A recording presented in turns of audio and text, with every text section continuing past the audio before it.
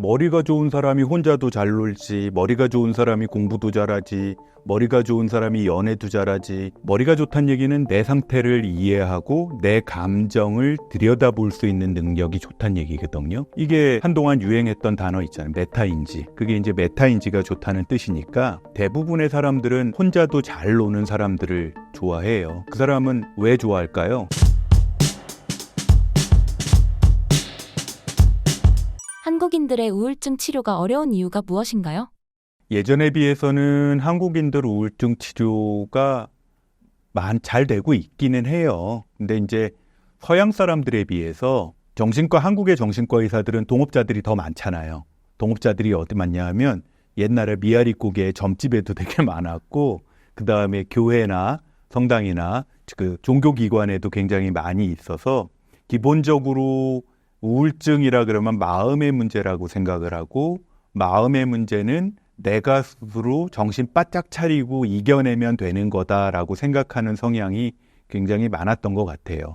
서구 사회는 조금 다릅니다. 서구 사회는 이게 또 우리나라 동양 사회보다 조금 더 빨리 이게 뇌와 정신의 문제는 생물학적인 부분도 상당히 많다는 것을 인정을 해서, 그래서 이렇게 마음의 문제, 우울증의 문제가 생기면 조금 더 빨리 그 의료기관, 정신과 의사나 또는 상담하시는 분들의 도움을 얻기 시작하는 경향이 더 많았던 것 같아요. 근데 요새 들어서는 이제 한국 사회에서도 스트레스나 인간관계에 문제가 생기거나 해서 불안증이나 우울증이 생겼을 적에 저 같은 사람이 일하는 마음정비소 또는 정신건강의학과 또는 상담하시는 분들한테 찾아오는 분들이 옛날보다 많아졌어요. 그래서 그럼에도 불구하고 아직도 이게 마음의 문제, 신경의 문제는 이렇습니다. 서구 사회에서도요, 불과 150년 전까지만 해도 그냥 치료법이 없으니까 가둬놨다 그래요. 그리고 그냥 기도로서 그걸 이겨내면 된다고 생각을 하고, 아직도 우리나라의 몇몇 분들은 기도로 마음의 병을 이겨내면 된다고 하는 분들이 있잖아요. 물론 이겨낼 수 있는 분들도 있을 거예요. 근데 상당수는 생물학적인 부분이 그 우울증에 인발부되어 있거든요. 그중에 상당수는 생물학적인 부분도 원인의 한 부분이기 때문에 그냥 단순히 마음만 독하게 먹는다고 치료될 수 있는 건 아니고, 생물학적인 치료를 통하고 생물학적인 원인 규명과 약물 치료를 통해서 조금 더 빨리 치료를 할 수 있는 경우가 많아요. 예를 들면 이렇습니다. 우울증만 예를 들을게요. 우울증의 예를만 들면 전두엽이 감정 컨트롤을 하는 곳이라고 다들 알고 있잖아요. 근데 어떤 스트레스를 받고 또는 여러 가지 신체 질환이나 또는 에너지 고갈로 인해서 그 감정 조절 능력이 떨어졌어요. 그래서 우울증이 심하게 빠지고 충동 조절도 안 되는데, 이거를 마음 명상하고 기도하고 마음 다스리면서 치료할 수 있어요. 왜냐면 이게 전두엽을 강하게 만드는 거니까. 그리고 우울증 약이라고 하는 약도 전두엽을 강하게 해주는 약이기 때문에 그것도 역시 우울증을 치료할 수 있죠. 차이점은 뭘까요? 명상하고 기도만으로 하면 우리 마라톤 뛰는 42.19km를 뛰는 시간이 필요해요. 근데 생물학적인 원인을 판별한 다음에 약물 치료를 할 수 있는 분들이 약을 먹으면 그 중에 한 40km 정도는 에스컬레이터 타고 가는 거죠. 조금 더 빨리 급성 증상을 없애주고 나머지 마음의 문제들을 다스리는 거예요. 다시 말씀드리면, 제가 이제 클리닉에서 말씀드릴 때처럼 말씀을 드리면, 우울증이 있을 때 약을 먹는 이유는요, 우리의 증상 중에 약을 먹으면 한 70% 정도의 증상이 아주 한 2, 3주 내에 없어져요. 죽고 싶은 충동이라든지, 잠을 못 자고 막 불안해 죽겠다든지, 막 초조하다든지, 이런 것들이 없어지고 나요. 근데 그게 없어졌다 그래서 우울증이 다 없어진 건 아니잖아요. 인생이 의미 없고, 또 그 인간하고의 갈등도 계속될 거고, 나를 힘들게 했던 그 어린 시절의 그 문제들도 내 마음 안엔 그냥 남아있을 거고, 또는 무슨 안 좋은 트라우마도 있을 텐데, 그 30% 남은 거는 그 정말 약으로 조절할 수 있는 증상이 없어진 다음에 상담이나 마음 다스리기를 통해서 조절하는 게 마음정비소에서 하는 역할인 거예요. 그래서 요새는 이제 그런 것들을 이해하시는 분들이 많아서 일찍 치료를 받으러 오시는 분들이 많습니다. 우울증 또는 우울장애라는 얘기까지 나왔다고 하면 그거는 이제 나 혼자 마음 컨트롤할 수준을 넘어선 거예요. 그거 어떻게 하냐고요? 인터넷을 통해서 무슨 그 체크리스트에서 내 점수도 체크해 보잖아요. 그걸로 하면 우울증 나왔겠죠. 근데 그것뿐만이 아니라 나랑 친했던 친구, 나랑 같이 근무하는 직장 동료가 혹시 병원 한번 가보는 거는 어떨까요? 라고 조심스럽게 얘기를 해준다고 하면 나를 잘 아는 사람이 보기에 내가 그냥 마음 다스리는 것만으로는 극복 안 될 수준으로 좀 우울해하거나 불안해하고 있을 가능성이 많은 거예요. 무엇보다 일을 잘 못하고 있다는 얘기지. 그러면 마음정비소를 찾아가 보시는 게 어떨까 합니다. 한국인은 실제로 우울증 치료 비율이 높은가요? 꼭 그렇지는 않아요. 우울하다라는 거는 우울증이잖아요. 우울하다라는 거는 수많은 증상 중에 하나인 거고 진단 기준상으로는 아마 우울증의 진단 기준은 아마 여기저기서 많이 보실 거예요. 기본적으로 우울한 마음, 그 다음에 세상에 아무것도 의미가 없음, 이 두 가지가 핵심 증상이에요. 우울한 감정과 세상에 의미 없음, 이 두 가지 중에 한 가지 증상이 있으면서 나머지 증상들, 예를 들어서 잠을 제대로 못 자든지 불안 초조하든지 또는 잠을 너무 많이 잔다든지 또는 세상에 비관적이다든지 이런 또는 이유 없는 신경성 증상들 있잖아요. 두통 또는 위장병, 갔는데 내시경을 해도 이상이 없다는 증상들, 이런 것들이 다 우울증의 증상들이거든요. 이런 보통 9가지 증상이라고 얘기하는데 이런 증상들 중에 5가지 증상이 2주 동안 지속이 된다. 그리고 그것 때문에 내 일상생활이 잘 안 된다. 그러면 우울증 또는 우울장애인 거예요.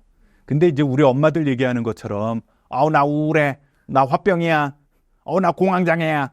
그거는 대부분 우울증 아닐 가능성이 크고, 근데 만약에 본인도 대충 느껴요. 그냥 우울한 감정이 지속이 되는데 이것 때문에 어느 날 잠도 잘 못 자고 소화도 잘 안 되고 머리도 아프고 내가 하는 일의 효율이 떨어지고 직장도 일도 잘 안 되기 시작한다. 그러면 우울증의 진단을 한번 받아볼 필요가 있다는 뜻인 거예요. 자동차로 치면 그냥 어쩌다가 자동차 브레이크 잘못 밟아서 꿀럭 하는 거는 그냥 넘어가잖아요. 근데 이상한 소리가 계속 나고 그것 때문에 뭐 긁히는 소리도 나고 그러면 정비소 들어가잖아요. 한번 동네 정비소 가가지고 이상 없는지 한번 오일도 체크해 보지 않습니까? 그때쯤 마음 정비소 한번 들리시면 나쁘지 않아요. 오히려 우울증인 사람의 겉모습이 밝은 경우가 많은가요? 아마 다들 아실 거예요. 우울증인 사람들은 우울해 보여요. 그냥 밝은 척 하는 거지. 그리고 주변 사람들은 특히 아주 무던하고 남들한테 관심 없는 세상 공감이라고 없는 그냥 마초 같은 남자들 아닌 이상에는 대부분은 그 사람 좀 우울해 보이는데 좀 과도하게 좀 밝은 척 한다라고 느끼는 거죠. 아마 다들 느끼실 거예요. 근데 그게 본인이 내가 스스로 우울함을 느낄 때, 좀 가라앉음을 느낄 때 그거를 남들한테 들키기 싫으니까 그냥 과잉 좀 보상하듯이 좀 밝은 척하는 사람들이 있으면 그분은 우울할 가능성이 좀 있죠. 근데 젊은 사람들의 경우는 그렇게 우울해서 그런다기보다는 인간관계 방법을 아직 잘 몰라서 그냥 좀 약간 오버하는 거죠. 그 적절한 인간관계 거리 조절이라든지 감정 반응이 아직 익숙하지 않은 직장 초년생들은 약간 좀 오버하잖아요. 감정적으로도 너무 좋은 척하고 너무 친한 척하고 또는 너무 기죽은 척하고 그런 걸 수도 있어요. 인간이라는 게 한 명 한 명이 다 다른데 어떻게 그걸 기준 하나 가지고 평가를 하겠어요. 우울증이라 그래서 다 우울해 보이기만 한 것도 아니에요. 아까 말한 9가지 기준을 진단 기준으로 정리를 해보면 우리 수학 배울 때 배운 조합의 경우가 다 달라서 다 어떤 우울증은 우울해하면서 늘어지고 밥 잘 못 먹고 잠도 잘 못 자는 게 우리가 아는 우울증이잖아요. 근데 우울증 중에는 성질 예민하고 신경질 잘 내고 짜증 잘 내고 밥도 많이 먹고 그러는 우울증도 있어요. 그 종류가 무려 200가지가 된대요. 그러니까 내가 그냥 기준으로 판단할 수 있는 거 아니고, 그거 그냥 옆에서 인터넷 보고 판단할 수 있는 거면은 정비소가 왜 있고 의사가 왜 있겠어요. 봐가지고 좀 내가 보던 그 사람이 아니다. 그리고 내가 보던 그 친구 퍼포먼스가 아니다 싶으면 잘 보시다가 그냥 야, 너 정신과 가봐라. 그러지 마시고 한번 상담을 한번 좀 받아보는 것도 나쁘지 않을 것 같다라는 진지한 마음을 전달해 주는 게 좋지 않을까 합니다. 우울증을 겪고 계신 분들의 특징이 있을까요? 이제 저한테까지 와서 정비를 받을 정도면 우울증 상이 이제 꽤 있는 분들이잖아요. 한 종류는 그런 것 같아요. 늘 우울하다는 분들이 있어요. 약을 먹어도 우울하고, 내가 보기에는 한결 좋아졌는데도 그냥 우울함을 그냥 본인의 트레이드 마크처럼 이렇게 붙이고 사는 사람들이 있어요. 왜냐면 나는 그냥 인생 자체가 불행하고, 이분은 그냥 원래 우울함이라는 게 감정적으로 우울한 것 플러스 우리 사고 체계도 비관적인 사고, 마치 소주 반병밖에 안 남았다고 얘기하는 사람들처럼 비관적인 사고 방식, 그리고 신경성 신체 증상, 이렇게 3가지 종류의 증상이 있다 그러는데, 이 비관적인 분들이 되게 많은 것 같아요. 그래서 나는 그냥 늘 우울하고, 나는 언제쯤 이 우울한 게 좋아질지 모르겠고, 이분에게 말하는 거의 특징 중에 하나고, 또 하나의 특징이라고 하면 누구 때문에, 내가 이렇게 된 게 누구 때문에, 대개는 그 인간 때문이죠. 그 인간은 그놈일 수도 있고, 그 엄마일 수도 있고, 그 아빠일 수도 있고, 그 남편일 수도 있는데, 그 사람 때문에라는 말을 입에 붙이고 다니는 분들이 많은 것 같아요. 이거는 약으로 해결할 수 있는 건 아니고, 이제 우울한 감정과 신경성 신체 증상의 대부분을 약으로 조절하면서 이제 심리 상담이라는 걸 하잖아요. 인지 치료라는 걸 하고, 그러면서 그런 비관적인 부분, 사고방식에 본인들도 이제 슬슬 느끼죠. 그런 것 때문에 원래 우울하지만 계속 비관적이고 사람들을 원망하는 게 반복되다 보면 친구들도 떠나가거든요. 이제 그런 것들에 대해서 심리 상담하면서 그런 부분들을 교정해 나가는 게 아까 말한 약만으로 해결할 수 없는 그런 마음의 문제, 상담으로 해결하는 그 정신치료라고도 얘기하고 심리상담 또는 인지치료라고도 얘기하는 과정에서 겪는 일입니다. 커피가 우울증 감소에 효과적인 것이 사실인가요? 보통 무기력해지거나 피곤할 때 또는 우울증에 빠졌을 때 자가치료의 일환으로 그 술, 담배 많이 하잖아요. 술, 담배 많이 하는 것처럼 커피 많이 마시는 분들도 되게 많더라고요. 커피는 정신건강에 그리 나쁘지 않아요. 뭐 커피 적절히 먹으면 뭐 치매 예방이 된다는 말도 요새 있으니까. 근데 이제 커피는 기본적으로 카페인하고 알칼로이드 성분이 있어요. 이게 알칼로이드 성분이라는 게 커피 먹다 보면 쌉쌀한 맛 끝에 약간 플라스틱 맛 비슷한 맛이, 그게 이제 알칼로이드인데 그게 청량감을 주거든요. 그리고 신경을 좀 이렇게 정신 바짝 차리게 해주는 자극 효과가 있어서 집중력을 좀 올려주고 무기력을 좀 해소하는 효과가 있습니다. 근데 이제 이게 잘 맥히면 우울함이라든지 또는 늘어짐이라든지 이것도 감소하겠죠. 원래 커피라는 게 안 먹으면 반감기가 지나고 나면 안 먹고서 한 12시간 이상 지나고 나면 보통 12시간에서 24시간이라 그러는데 안 먹으면 금단 증상이 생기거든요. 언제 느껴요? 일요일 낮에 느끼잖아요. 토요일에 늦게 자가지고 일요일 늦잠 자고 일어나면 거의 뭐 12시간 이상 안 먹으니까 커피 한 잔 마셔줘야 이게 정신이 바짝 뜨잖아요. 근데 이게 체내 반감기 자체는 원래 3시간에서 10시간이래요. 그래서 그거 안 하려고 최대 하루에 한 2잔, 3잔 먹잖아요. 내가 우리나라 통계 보니까 하루 평균 3잔은 먹는다 그러대. 나이 먹을수록 조금씩 준다 그러죠. 근데 너무 자주 마시면 의존성이 생겨요. 중년기 이후에는 가급적 오전 시간대에 1잔, 많아야 2잔 미만으로 먹는 게 가장 좋다고 해요. 이제 그거 이상 먹게 되면 오히려 긴장감을 주려고 먹는 건데 그 한두 잔 이상을 먹게 되면 초조함, 긴장감이 오히려 가라앉지 않아서 문제가 되죠. 체질적으로 커피를 많이 먹어도 괜찮은 사람들이 있기는 해요. 뭐 저만 해도 뭐 저녁 시간에 커피를 먹어도 저녁에 자는 데는 별로 지장이 없는 체질이 좀 있어요. 근데 그럼에도 불구하고 나이를 먹어가면은 점점 더 그 커피에 대한 카페인에 대한 민감성이 좀 올라가는 것 같아요. 그래서 가급적이면 오후 시간 이후에는 커피, 특히 카페인이 들어간 커피는 먹는 빈도를 조금 조절하는 게 건강에 좋다고 합니다. 만약에 이런 증상이 생긴다 그러면 당신은 카페인 중독이에요. 안절부절 못하거나 신경질이 자꾸 난다든지 아니면 예민해진다든지 잠을 못 잔다든지 나도 모르게 얼굴이 자꾸 붉어. 자꾸 홍조라 그러죠.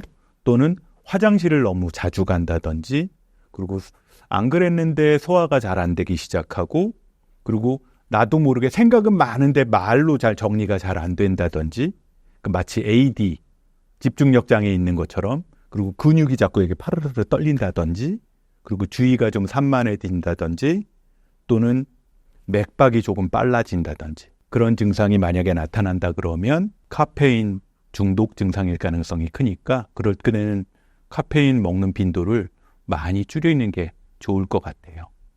자, 여기서 잊지 말아야 될 교훈. 적당한 커피는 우리의 인생의 활력소가 되는 건 사실이에요. 치매 예방도 되고 우울증 예방에도 조금 도움이 될 수 있어요. 그러나 과도한 커피는 오히려 인생에 독이 될 수도 있다는 걸 잊지 말아야 합니다. 커피가 아니면 집중이 어렵다는 분들의 해결법은 있을까요? 가끔 공부할 때 도움을 좀 청하려고 집중력 때문에 막 집중력과 관련된 막 약도 먹고 또는 막 카페인 덩어리 음료수들 요새 많잖아요. 그걸 먹는 경우들도 많은데 카페인 음료 그 막 있잖아요. 카페인 덩어리. 그거보단 차라리 커피가 낫겠죠. 근데 커피 먹은 다음 날 너무 피곤한 증상을 가질 정도라면 커피를 너무 많이 먹는 걸 거예요. 물론 저도 이제 한참 시험 공부를 많이 하던 시절에는 시험은 그리 못 봤으면서도 커피는 왜 이렇게 많이 먹었는지 모르겠어요. 뭐 일할 땐 먹어야죠. 근데 이게 나한테 그 장기적으로 오히려 불안 초조함까지 나타나면 그거는 이제 부작용이 나타나기 시작하는 거니까 그때는 조심하라는 얘기고 정 안 되면 커피 드세요. 뭐 어쩌겠어요. 근데 분명한 건 커피도 약의 일종입니다. 정신과 교과서 중에 맨 뒷부분에 약물에 대한 정리가 돼 있는데 그 약물 중에 하나가 뭐 코카인, 마약, 암페타민 이런 거 나오고 그 뒤에 니코틴하고 카페인도 그 약물 중에 하나로 있다는 거. 그 얘기는 너무 과하면 안 좋다는 거니까 커피도 너무 과하지 않게 즐기세요. 믹스커피는 먹어도 괜찮을까요? 믹스커피가 그 용량표를 보시면 아시겠지만 카페인이 절대 적지는 않아요. 근데 커피에 들어있는 카페인만큼 또는 카페인보다 더 많이 들어있는 게 당분이잖아요. 달달이. 원래 그 믹스커피라고 안 부르고 달달이라고 부르잖아요. 일하시는 분들, 특히 아침 일찍부터 일하시는 분들은 그걸 좀 먹어줘야 일한다는 분들 많거든요. 아침에 달달한 그 당분 성분과 함께 카페인이 들어가면 일하는 거 좋죠. 근데 너무 많이 먹으면 성인기 이후에는 성인병의 위험성이 있잖아요. 당뇨 같은 거 있으니까 그걸 조심하시는 게 좋을 거고 역시 카페인은 들어있는 거니까 그것도 하루에 2-3개 이상은 먹지 마세요. 참고로 저는 믹스커피 못 먹어요. 이제 너무 달더라. 신사임당 시청자분들을 위한 한마디 부탁드릴게요. 뭐 다들 아시겠지만 내 인생 내가 사는 거잖아요. 내가 내 인생 힘들다고 하고 자꾸 쓰러져 봐야 그거 도와줄 사람은 그렇게 많지 않아요. 내가 해결할 수 있는 거 내 스스로 좀 해결하겠다고 나서는 사람을 돕는 게 인간들의 심리인 것 같아요. 오늘 하루도 다들 바쁘게 일하시고 계실 텐데 조금 더 힘내시고 오늘 하루도 편안한 하루 보내시기 바랍니다. 한창수였습니다.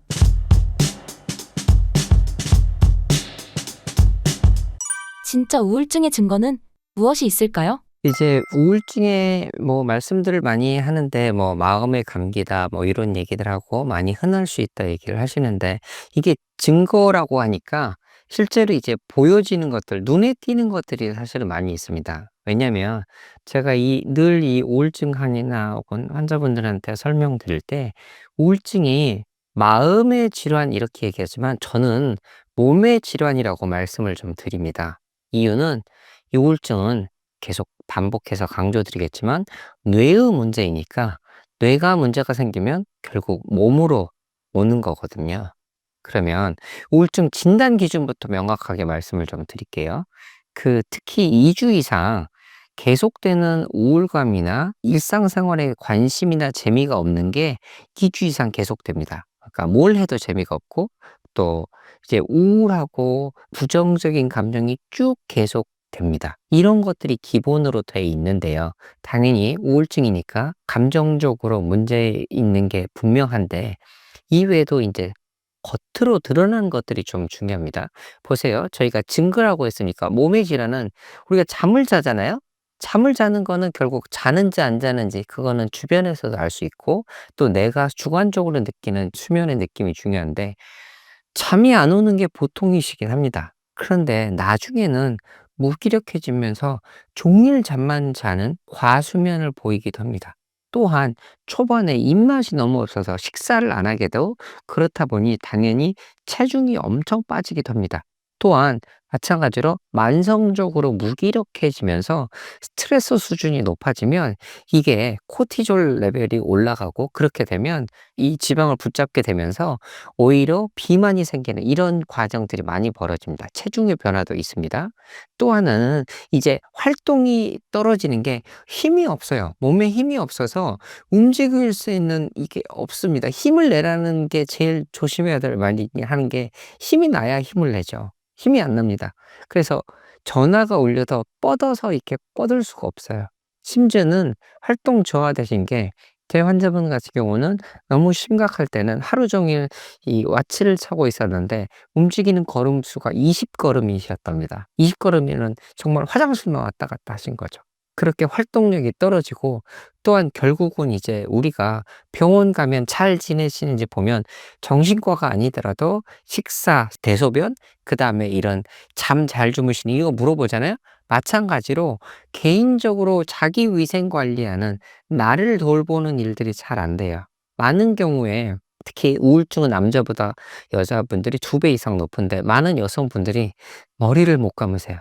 왜냐하면 머리가 길고 이걸 씻고 말리고 이런 과정들을 너무 이런 것조차도 버거운 거죠.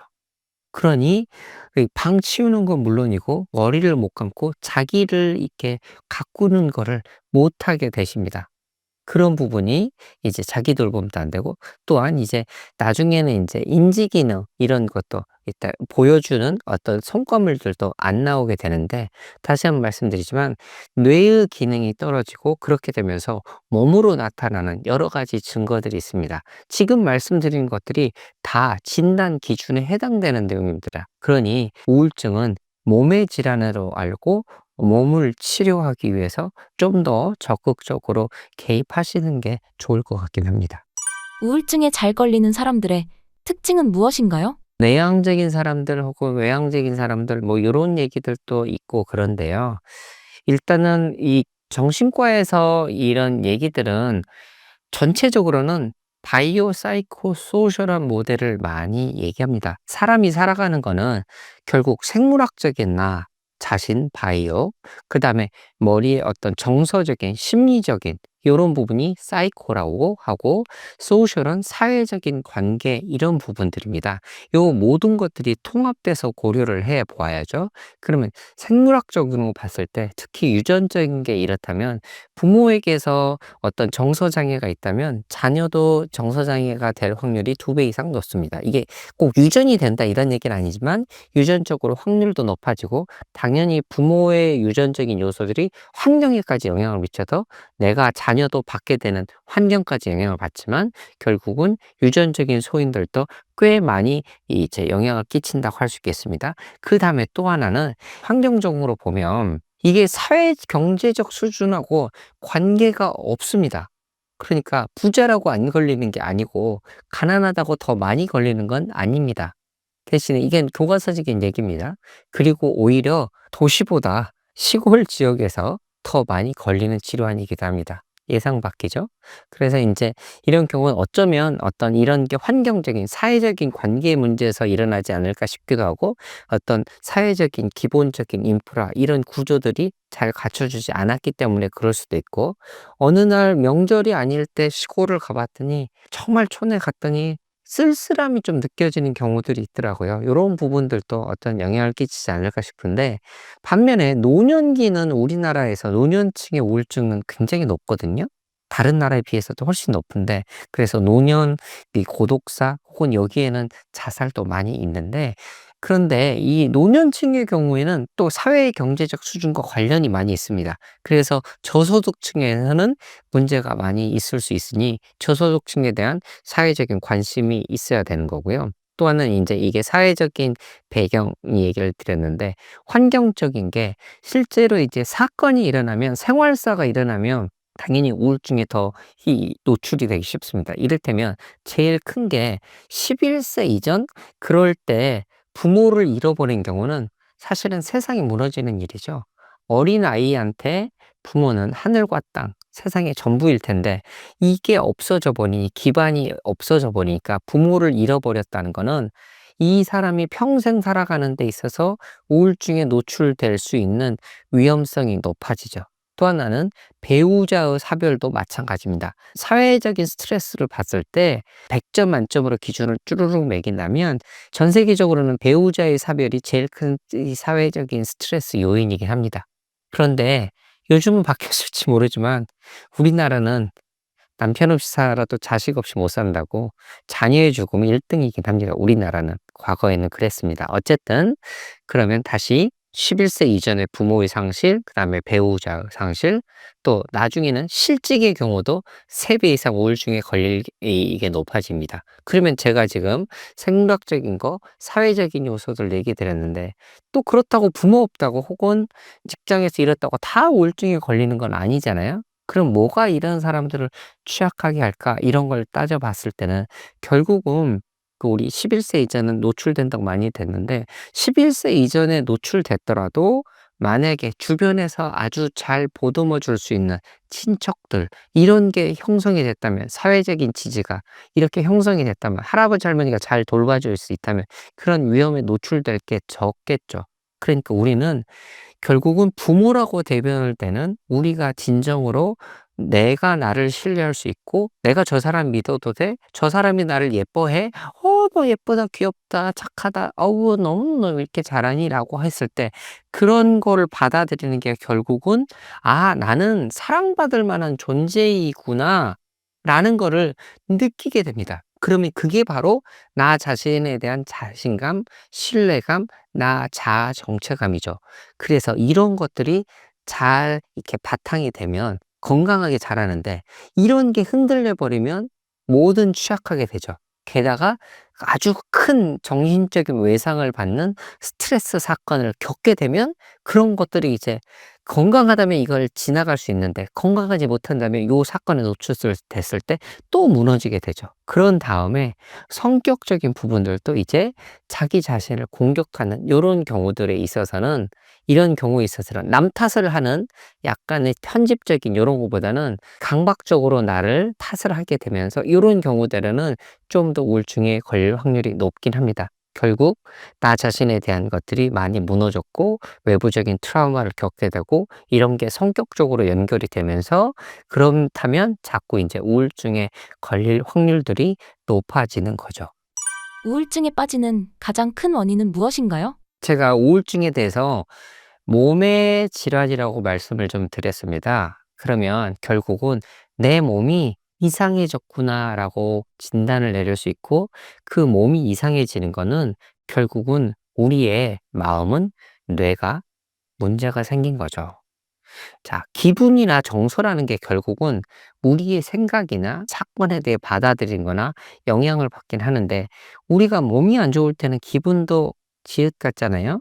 그렇게 되고 기분도 안 좋아지고, 또 똑같은 현상을 보더라도 부정적으로 보게 되는 심리 기제가 작동을 하게 됩니다. 그렇다면 내가 지금 세상을 대하거나 나 자신에 대한 거나 이런 것들이 결국은 지금 어떻게든 계속 흔들리고 있거나, 그러면 지금 우울증이라는 질병에 노출된 거는 결국은 나한테 있는 어떤 근본적인 어떤 어려움이나 이런 게 잘 겪을 수 있지만, 원인은 뭐냐라고 했으면 원인은 뇌의 문제인 거죠. 다시 이렇게 비유드릴까요? 감기에 잘 걸릴 수 있지만 폐렴은 왜 걸렸어? 폐렴균이 들어왔기 때문인 거죠. 우울증이 왜 걸렸어? 뇌에 지금 문제가 생겼어. 어떤 문제냐? 이 뇌의 신경과 신경을 연결해주는, 뇌세포를 연결해주는 신경을 전달해주는 물질이 있습니다. 이 전달 물질에는 세로토닌이라고 들어보셨죠? 노르에피네프린, 또 도파민, 이런 것들이 여러 영향을 하는데, 얘네들이 어떤 이유에 있어서는 균형을 잃어먹고 많이 떨어지게 됐어요. 그렇게 되면 실제로 이 세로토닌이 이제 떨어진 경우에는 자살 사고가 증가한다는 이런 연구 결과도 있기도 합니다. 그러면 이 신경 전달 물질에 문제가 되고, 이런 세포 하나가 결국은 이제 호르몬 분비까지도 영향을 미쳐서 신경 내분비에 문제가 생겨서 몸에 활동을 하는 호르몬 분비까지 영향을 미치고, 심지어는 나중에는 세포 내 변화를 일으키기도 합니다. 유전적인. 그러니까 결국은 이거는 몸의 질환, 뇌의 문제가 발생을 했구나. 이게 가장 큰 원인이라고 할 수 있겠습니다. 그런데 이 문제가 뭐냐면, 우리 몸은 약해질 수도 있어요. 그래서 어떤 트라우마나 큰 사건이 있었을 때 그로 인해서 우울증이 오기도 하는데, 그 다음에는 재발할 때는 그렇게 큰 사건이 아니었는데도 불구하고 내가 힘들어지는 경우들이 간혹 있습니다. 그거는 첫 번째 사건 이후로 충분히 치료하지 못했을 때, 혹은 어떤 이유에 있어서는 약해졌을 때, 그런 이전 같으면 그렇게 이 문제가 되지 않을 정도의 사건에도 내 몸이 약해져서 취약해진 상태에서 재발하는 경우들도 있습니다. 그래서 저희가 재발을 예방하고 방지하기 위해서 충분한 기간의 치료 기간을 갖자라고 늘 강조드리긴 합니다. 우울한 감정이 생겼을 때 병원에 가는 게 좋은 선택이 될 수 있을까요? 어느 정도 내가 지나갈 수 있겠다, 내가 주변 사람들한테 도움을 받아서 해결할 수 있겠다 싶으면 그냥 해결해 보실 수 있겠죠. 그런데 이제 여기서 그냥 말씀을 그냥 드리자면, 제 환자분들이 오셨을 때 이렇게 질문들을 하세요. 내가 병원을 오는 게 맞았을까요? 라고 질문을 하시는데, 저는 그러면 무조건 잘 오셨다고 합니다. 오셔서 저한테 돈 벌어줘서 고맙다가 아니라, 이만큼 오시게 할 만큼 병원에 오는 거는 아무리 문턱이 낮아졌다고 하더라도 병원에 오셨던 것 자체는 그만큼의 힘든 요소가 있었던 거고 고민을 많이 하셨을 겁니다. 그런데 저도 처음 오셨을 때 바로 약물 치료를 하거나 드리지는 않습니다. 이건 어떤 이유냐면, 충분히 환자랑도 상의를 해보고 얘기를 들어보고, 그게 정말로 우울증을 치료를 받아서 어떤 치료를 해야 될지 결정해야 될 정도인지 진단을 명확하기 위해서입니다. 그러려면 병원에 오셔서 이게 치료를 받아야 될지 말지를 결정하는 것도 병원에 와서 보셔야 되지 않을까요?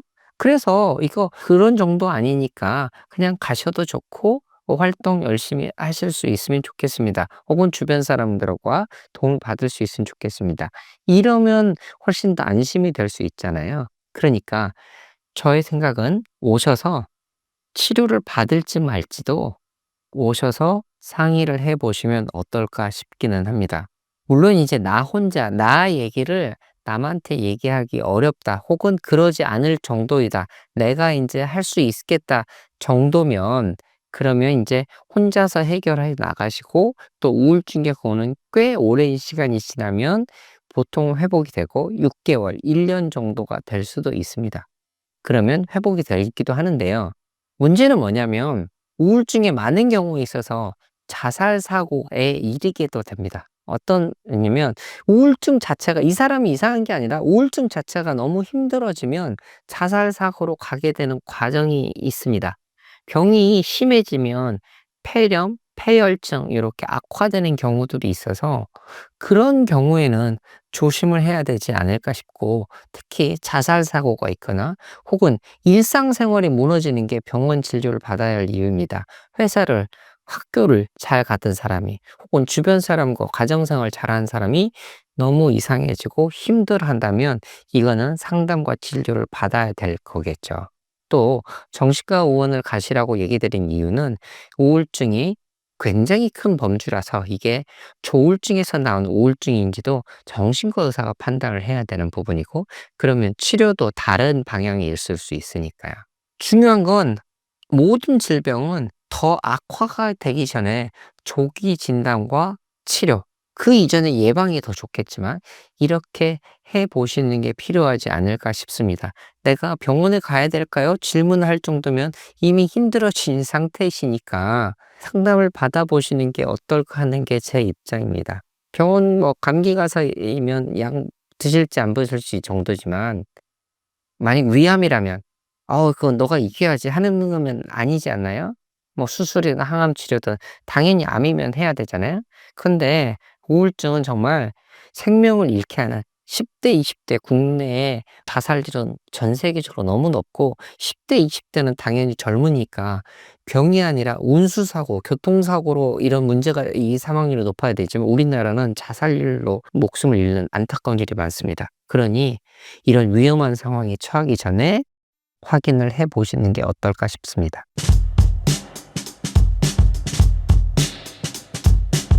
한국인들의 우울증 치료가 어려운 이유가 무엇인가요? 예전에 비해서는 한국인들 우울증 치료가 잘 되고 있기는 해요. 근데 이제 서양 사람들에 비해서 한국의 정신과 의사들은 동업자들이 더 많잖아요. 동업자들이 어디 많냐 하면 옛날에 미아리고개 점집에도 되게 많았고, 그 다음에 교회나 성당이나 그 종교기관에도 굉장히 많이 있어서, 기본적으로 우울증이라 그러면 마음의 문제라고 생각을 하고, 마음의 문제는 내가 스스로 정신 바짝 차리고 이겨내면 되는 거다라고 생각하는 성향이 굉장히 많았던 것 같아요. 서구 사회는 조금 다릅니다. 서구 사회는 이게 좀 우리나라 동양 사회보다 조금 더 빨리 이게 뇌와 정신의 문제는 생물학적인 부분도 상당히 많다는 거를 인정을 해서, 그래서 이렇게 마음의 문제, 우울증의 문제가 생기면 조금 더 빨리 그 의료기관, 정신과 의사나 또는 상담하시는 분들의 도움을 얻기 시작하는 경향이 더 많았던 것 같아요. 근데 요새 들어서는 이제 한국 사회에서도 스트레스나 인간관계에 문제가 생기거나 해서 불안증이나 우울증이 생겼을 적에 저 같은 사람이 일하는 마음정비소 또는 정신건강의학과 또는 상담하시는 분들한테 찾아오는 분들이 옛날보다 많아졌어요. 그래서 그럼에도 불구하고 아직도 이게 마음의 문제, 신경의 문제는 이렇습니다. 서구 사회에서도요, 불과 150년 전까지만 해도 그냥 치료법이 없으니까 가둬놨다 그래요. 그리고 그냥 기도로서 그걸 이겨내면 된다고 생각을 하고, 아직도 우리나라의 몇몇 분들은 기도로 마음의 병을 이겨내면 된다고 하는 분들이 있잖아요. 물론 이겨낼 수 있는 분들도 있을 거예요. 근데 상당수는 생물학적인 부분이 그 우울증에 임발부되어 있거든요. 그중에 상당수는 생물학적인 부분도 원인의 한 부분이기 때문에 그냥 단순히 마음만 독하게 먹는다고 치료될 수 있는 건 아니고, 생물학적인 치료를 통하고 생물학적인 원인 규명과 약물 치료를 통해서 조금 더 빨리 치료를 할 수 있는 경우가 많아요. 예를 들면 이렇습니다. 우울증만 예를 들게요. 우울증의 예를만 들면 전두엽이 감정 컨트롤을 하는 곳이라고 다들 알고 있잖아요. 근데 어떤 스트레스를 받고 또는 여러 가지 신체 질환이나 또는 에너지 고갈로 인해서 그 감정 조절 능력이 떨어졌어요. 그래서 우울증이 심하게 빠지고 충동 조절도 안 되는데, 이거를 마음 명상하고 기도하고 마음 다스리면서 치료할 수 있어요. 왜냐면 이게 전두엽을 강하게 만드는 거니까. 그리고 우울증 약이라고 하는 약도 전두엽을 강하게 해주는 약이기 때문에 그것도 역시 우울증을 치료할 수 있죠. 차이점은 뭘까요? 명상하고 기도만으로 하면 우리 마라톤 뛰는 42.19km를 뛰는 시간이 필요해요. 근데 생물학적인 원인을 판별한 다음에 약물 치료를 할 수 있는 분들이 약을 먹으면 그 중에 한 40km 정도는 에스컬레이터 타고 가는 거죠. 조금 더 빨리 급성 증상을 없애주고 나머지 마음의 문제들을 다스리는 거예요. 다시 말씀드리면 제가 이제 클리닉에서 말씀드릴 때처럼 말씀을 드리면 우울증이 있을 때 약을 먹는 이유는요. 우리의 증상 중에 약을 먹으면 한 70% 정도의 증상이 아주 한 2, 3주 내에 없어져요. 죽고 싶은 충동이라든지 뭐 잠을 못 자고 막 불안해 죽겠다든지 막 초조하다든지 이런 것들이 없어져고 나요. 근데 그게 없어졌다 그래서 우울증이 다 없어진 건 아니잖아요. 인생이 의미 없고 또 그 인간하고의 갈등도 계속될 거고 나를 힘들게 했던 그 어린 시절의 그 문제들도 내 마음 안엔 그냥 남아있을 거고 또는 무슨 안 좋은 트라우마도 있을 텐데 그 30% 남은 거는 그 정말 약으로 조절할 수 있는 증상이 없어진 다음에 상담이나 마음 다스리기를 통해서 조절하는 게 마음정비소에서 하는 역할인 거예요. 그래서 요새는 이제 그런 것들을 이해하시는 분들이 많아서 일찍 치료를 받으러 오시는 분들이 많습니다. 우울증 또는 우울장애라는 얘기까지 나왔다고 하면 그거는 이제 나 혼자 마음 컨트롤할 수준을 넘어선 거예요. 그거 어떻게 하냐고요? 인터넷을 통해서 무슨 그 체크리스트에서 내 점수도 체크해 보잖아요. 그걸로 하면 우울증 나왔겠죠. 근데 그것뿐만이 아니라 나랑 친했던 친구, 나랑 같이 근무하는 직장 동료가 혹시 병원 한번 가보는 거는 어떨까요? 라고 조심스럽게 얘기를 해준다고 하면 나를 잘 아는 사람이 보기에 내가 그냥 마음 다스리는 것만으로는 극복 안 될 수준으로 좀 우울해하거나 불안해하고 있을 가능성이 많은 거예요. 무엇보다 일을 잘 못하고 있다는 얘기지. 그러면 마음정비소를 찾아가 보시는 게 어떨까 합니다. 한국인은 실제로 우울증 치료 비율이 높은가요? 꼭 그렇지는 않아요. 우울하다라는 거는 우울증이잖아요. 우울하다라는 거는 수많은 증상 중에 하나인 거고 진단 기준상으로는 아마 우울증의 진단 기준은 아마 여기저기서 많이 보실 거예요. 기본적으로 우울한 마음, 그 다음에 세상에 아무것도 의미가 없음, 이 두 가지가 핵심 증상이에요. 우울한 감정과 세상에 의미 없음, 이 두 가지 중에 한 가지 증상이 있으면서 나머지 증상들, 예를 들어서 잠을 제대로 못 자든지 불안 초조하든지 또는 잠을 너무 많이 잔다든지 또는 세상에 비관적이다든지 이런 또는 이유 없는 신경성 증상들 있잖아요. 두통 또는 위장병, 갔는데 내시경을 해도 이상이 없다는 증상들, 이런 것들이 다 우울증의 증상들이거든요.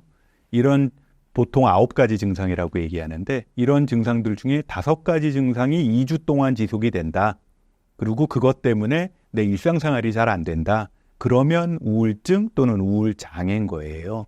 근데 이제 우리 엄마들 얘기하는 것처럼 나 우울해, 나 화병이야, 나 공황장애야. 그거는 대부분 우울증 아닐 가능성이 크고, 근데 만약에 본인도 대충 느껴요. 그냥 우울한 감정이 지속이 되는데 이것 때문에 어느 날 잠도 잘 못 자고 소화도 잘 안 되고 머리도 아프고 내가 하는 일의 효율이 떨어지고 직장도 일도 잘 안 되기 시작한다. 그러면 우울증의 진단을 한번 받아볼 필요가 있다는 뜻인 거예요. 자동차로 치면 그냥 어쩌다가 자동차 브레이크 잘못 밟아서 꿀럭 하는 거는 그냥 넘어가잖아요.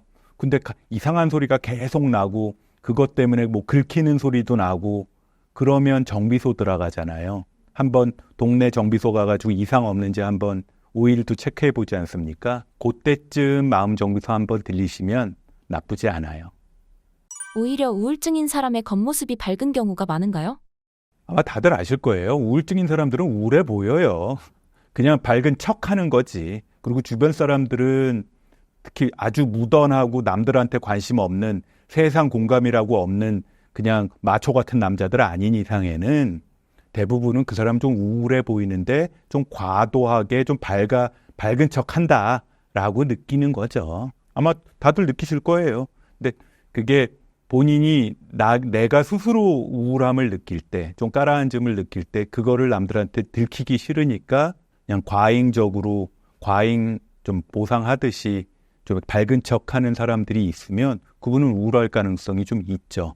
근데 젊은 사람들의 경우는 그렇게 우울해서 그런다기보다는 인간관계 방법을 아직 잘 몰라서 그냥 좀 약간 오버하는 거죠. 뭐 그 적절한 인간관계 거리 조절이라든지 감정 반응이 아직 익숙하지 않은 직장 초년생들은 약간 좀 오버하잖아요. 감정적으로도 너무 좋은 척하고 너무 친한 척하고 또는 너무 기죽은 척하고 그런 걸 수도 있어요. 인간이라는 게 한 명 한 명이 다 다른데 어떻게 그걸 기준 하나 가지고 평가를 하겠어요. 우울증이라 그래서 다 우울해 보이기만 한 것도 아니에요. 아까 말한 9가지 기준을 진단 기준으로 정리를 해보면 우리 수학 배울 때 배운 조합의 경우가 다 달라서 다 어떤 우울증은 우울해하면서 늘어지고 밥 잘 못 먹고 잠도 잘 못 자는 게 우리가 아는 우울증이잖아요. 근데 우울증 중에는 성질 예민하고 신경질 잘 내고 짜증 잘 내고 밥도 많이 먹고 그러는 우울증도 있어요. 그 종류가 무려 200가지가 된대요. 그러니까 내가 그냥 기준으로 판단할 수 있는 거 아니고 그거 그냥 옆에서 인터넷 보고 판단할 수 있는 거면은 정비소가 왜 있고 의사가 왜 있겠어요. 봐가지고 좀 내가 보던 그 사람이 아니다. 그리고 내가 보던 그 친구 퍼포먼스가 아니다 싶으면 잘 보시다가 그냥 야, 너 정신과 가봐라. 그러지 마시고 한번 상담을 한번 좀 받아보는 것도 나쁘지 않을 것 같다라는 진지한 마음을 전달해 주는 게 좋지 않을까 합니다. 우울증을 겪고 계신 분들의 특징이 있을까요?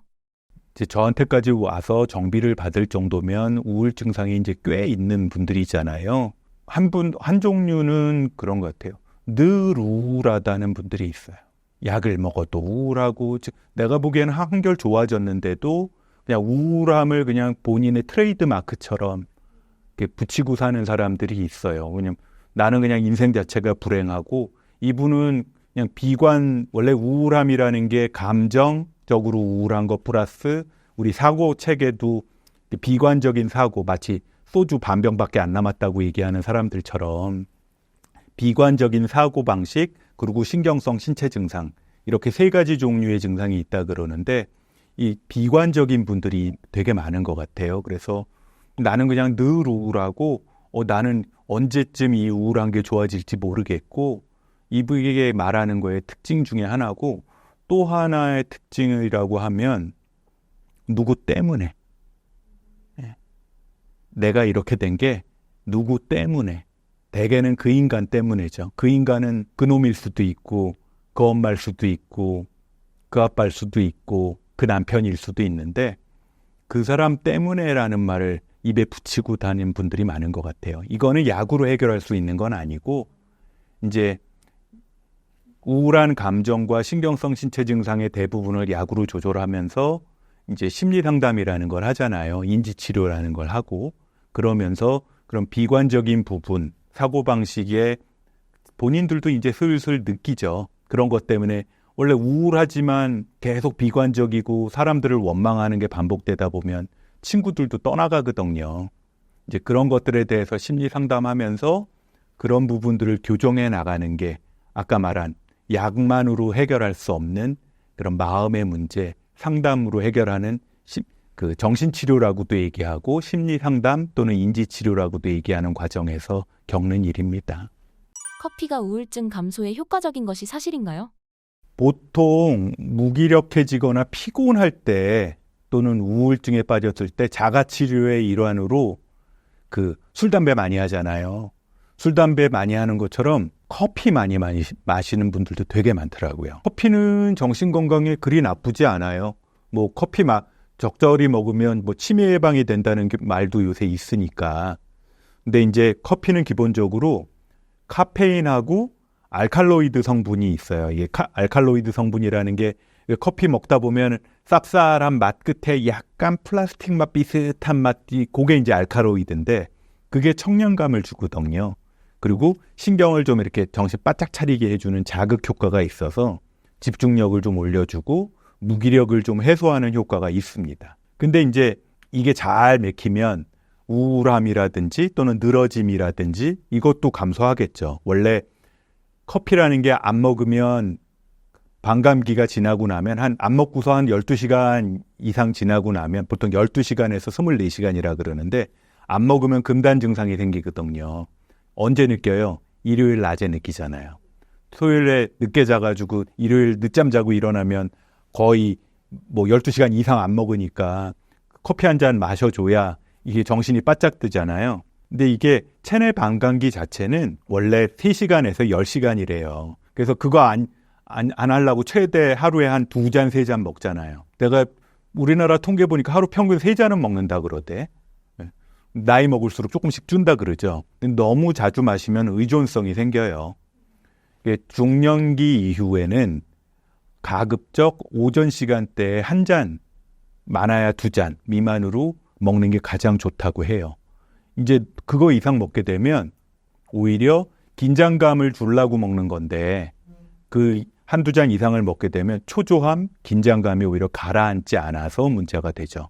체질적으로 커피를 많이 먹어도 괜찮은 사람들이 있기는 해요. 뭐 저만 해도 뭐 저녁 시간에 커피를 먹어도 저녁에 자는 데는 별로 지장이 없는 체질이 좀 있어요. 근데 그럼에도 불구하고 나이를 먹어가면은 점점 더 그 커피에 대한 카페인에 대한 민감성이 좀 올라가는 것 같아요. 그래서 가급적이면 오후 시간 이후에는 커피, 특히 카페인이 들어간 커피는 먹는 빈도를 조금 조절하는 게 건강에 좋다고 합니다. 만약에 이런 증상이 생긴다 그러면 당신은 카페인 중독이에요. 안절부절 못하거나 신경질이 자꾸 난다든지 아니면 예민해진다든지 잠을 못 잔다든지 나도 모르게 얼굴이 자꾸 붉어. 자꾸 홍조라 그러죠. 또는 화장실을 너무 자주 간다든지 그리고 안 그랬는데 소화가 잘 안 되기 시작하고 그리고 나도 모르게 생각은 많은데 말로 잘 정리가 잘 안 된다든지 마치 AD, 집중력 장애 있는 것처럼 그리고 근육이 자꾸 이렇게 파르르 떨린다든지 그리고 주의가 좀 산만해진다든지 또는 맥박이 조금 빨라진다든지 그런 증상이 만약에 나타난다 그러면 카페인 중독 증상일 가능성이 크니까 그럴 때는 카페인 먹는 빈도를 많이 줄이는 게 좋을 것 같아요. 자, 여기서 잊지 말아야 될 교훈. 적당한 커피는 우리의 인생의 활력소가 되는 건 사실이에요. 치매 예방도 되고 우울증 예방에도 조금 도움이 될 수 있어요. 그러나 과도한 커피는 오히려 인생에 독이 될 수도 있다는 걸 잊지 말아야 합니다. 커피가 아니면 집중이 어렵다는 분들의 해결법은 있을까요? 가끔 공부할 때 도움을 좀 청하려고 집중력 때문에 막 집중력과 관련된 막 약도 먹고 또는 막 카페인 덩어리 음료수들 요새 많잖아요. 그걸 먹는 경우들도 많은데 카페인 음료 막 있잖아요. 카페인 덩어리. 그거보단 차라리 커피가 낫겠죠. 근데 커피 먹은 다음 날 너무 피곤한 증상을 가질 정도라면 커피를 너무 많이 먹는 걸 거예요.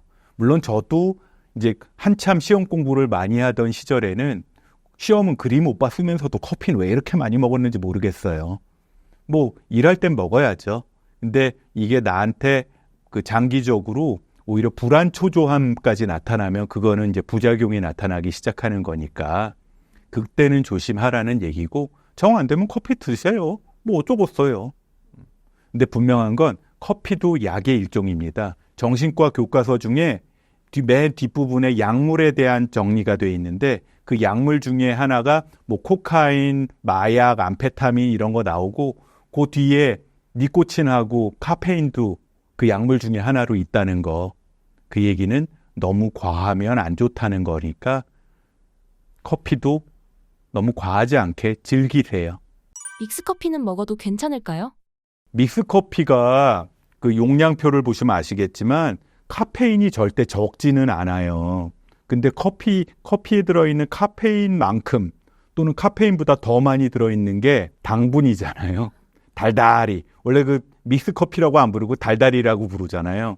일하시는 분들, 특히 아침 일찍부터 일하시는 분들은 그걸 좀 먹어줘야 일한다는 분들 많거든요. 아침에 달달한 그 당분 성분과 함께 카페인이 들어가면 일하는 거 좋죠. 근데 너무 많이 먹으면 성인기 이후에는 성인병의 위험성이 있잖아요. 당뇨 같은 거 있으니까 그걸 조심하시는 게 좋을 거고, 역시 카페인은 들어있는 거니까 그것도 하루에 2-3개 이상은 먹지 마세요. 참고로 저는 믹스커피 못 먹어요. 이제 너무 달더라. 신사임당 시청자분들을 위한 한마디 부탁드릴게요. 뭐 다들 아시겠지만 내 인생 내가 사는 거잖아요. 내가 내 인생 힘들다고 하고 자꾸 쓰러져 봐야 그거 도와줄 사람은 그렇게 많지 않아요. 내가 해결할 수 있는 거 내 스스로 좀 해결하겠다고 나서는 사람을 돕는 게 인간들의 심리인 것 같아요. 오늘 하루도 다들 바쁘게 일하시고 계실 텐데 조금 더 힘내시고 오늘 하루도 편안한 하루 보내시기 바랍니다. 한창수였습니다.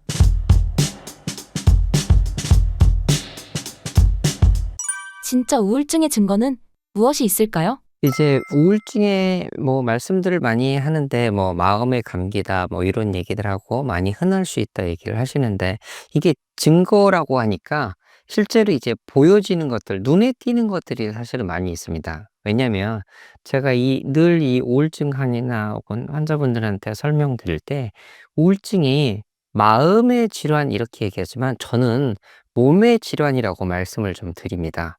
이유는 이 우울증은 계속 반복해서 강조드리겠지만 뇌의 문제이니까 뇌가 문제가 생기면 결국 몸으로 오는 거거든요. 그러면 우울증 진단 기준부터 명확하게 말씀을 좀 드릴게요. 특히 2주 이상 계속되는 우울감이나 일상생활에 관심이나 재미가 없는 게 2주 이상 계속됩니다. 그러니까 뭘 해도 재미가 없고 또 이제 우울하고 부정적인 감정이 쭉 계속됩니다. 이런 것들이 기본으로 돼 있는데요. 당연히 우울증이니까 감정적으로 문제 있는 게 분명한데 이외에도 이제 겉으로 드러난 것들이 좀 중요합니다. 보세요. 저희가 증거라고 했으니까 몸의 질환은 우리가 잠을 자잖아요. 잠을 자는 거는 결국 자는지 안 자는지 그거는 주변에서도 알 수 있고 또 내가 주관적으로 느끼는 수면의 느낌이 중요한데 잠이 안 오는 게 보통이시긴 합니다. 그런데 나중에는 무기력해지면서 종일 잠만 자는 과수면을 보이기도 합니다. 또한 초반에 입맛이 너무 없어서 식사를 안 하게 되고 그렇다 보니 당연히 체중이 엄청 빠지기도 합니다.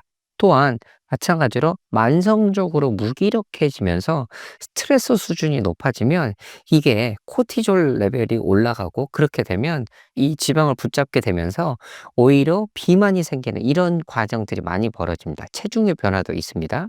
또 하나는 이제 활동이 떨어지는 게 힘이 없어요. 몸에 힘이 없어서 움직일 수 있는 이게 없습니다. 힘을 내라는 게 제일 조심해야 될 말이 하는 게 힘이 나야 힘을 내죠. 힘이 안 납니다. 그래서 전화가 울려도 뻗어서 이렇게 뻗을 수가 없어요. 심지어는 활동 저하되신 게 제 환자분 같은 경우는 너무 심각할 때는 하루 종일 이 와치를 차고 있었는데 움직이는 걸음 수가 20걸음이셨답니다. 20걸음이면 정말 화장실만 왔다 갔다 하신 거죠. 그렇게 활동력이 떨어지고 또한 결국은 이제 우리가 병원 가면 잘 지내시는지 보면 정신과가 아니더라도 식사, 대소변, 그 다음에 이런 잠 잘 주무시니 이거 물어보잖아요. 마찬가지로 개인적으로 자기 위생 관리하는 나를 돌보는 일들이 잘 안 돼요. 많은 경우에 특히 우울증은 남자보다 여자분들이 2배 이상 높은데 많은 여성분들이 머리를 못 감으세요. 왜냐하면 머리가 길고 이걸 씻고 말리고 이런 과정들을 너무 이런 것조차도 버거운 거죠.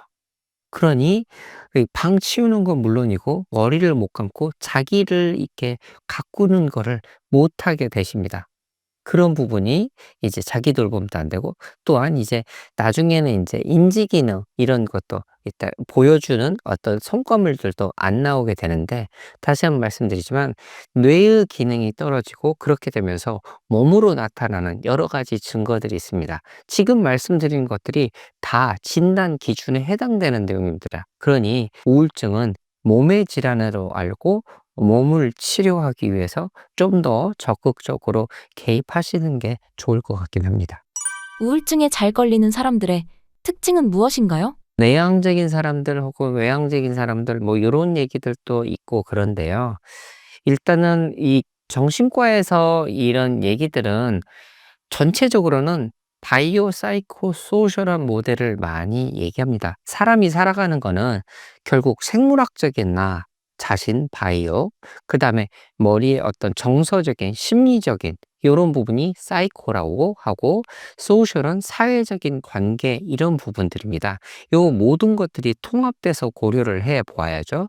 그러면 생물학적으로 봤을 때 특히 유전적인 게 이렇다면 부모에게서 어떤 정서 장애가 있다면 자녀도 정서 장애가 될 확률이 2배 이상 높습니다. 이게 꼭 유전이 된다 이런 얘기는 아니지만 유전적으로 확률도 높아지고, 당연히 부모의 유전적인 요소들이 환경에까지 영향을 미쳐서 내가 자녀도 받게 되는 환경까지 영향을 받지만, 결국은 유전적인 소인들도 꽤 많이 이제 영향을 끼친다고 할 수 있겠습니다. 그 다음에 또 하나는 환경적으로 보면 이게 사회 경제적 수준하고 관계가 없습니다.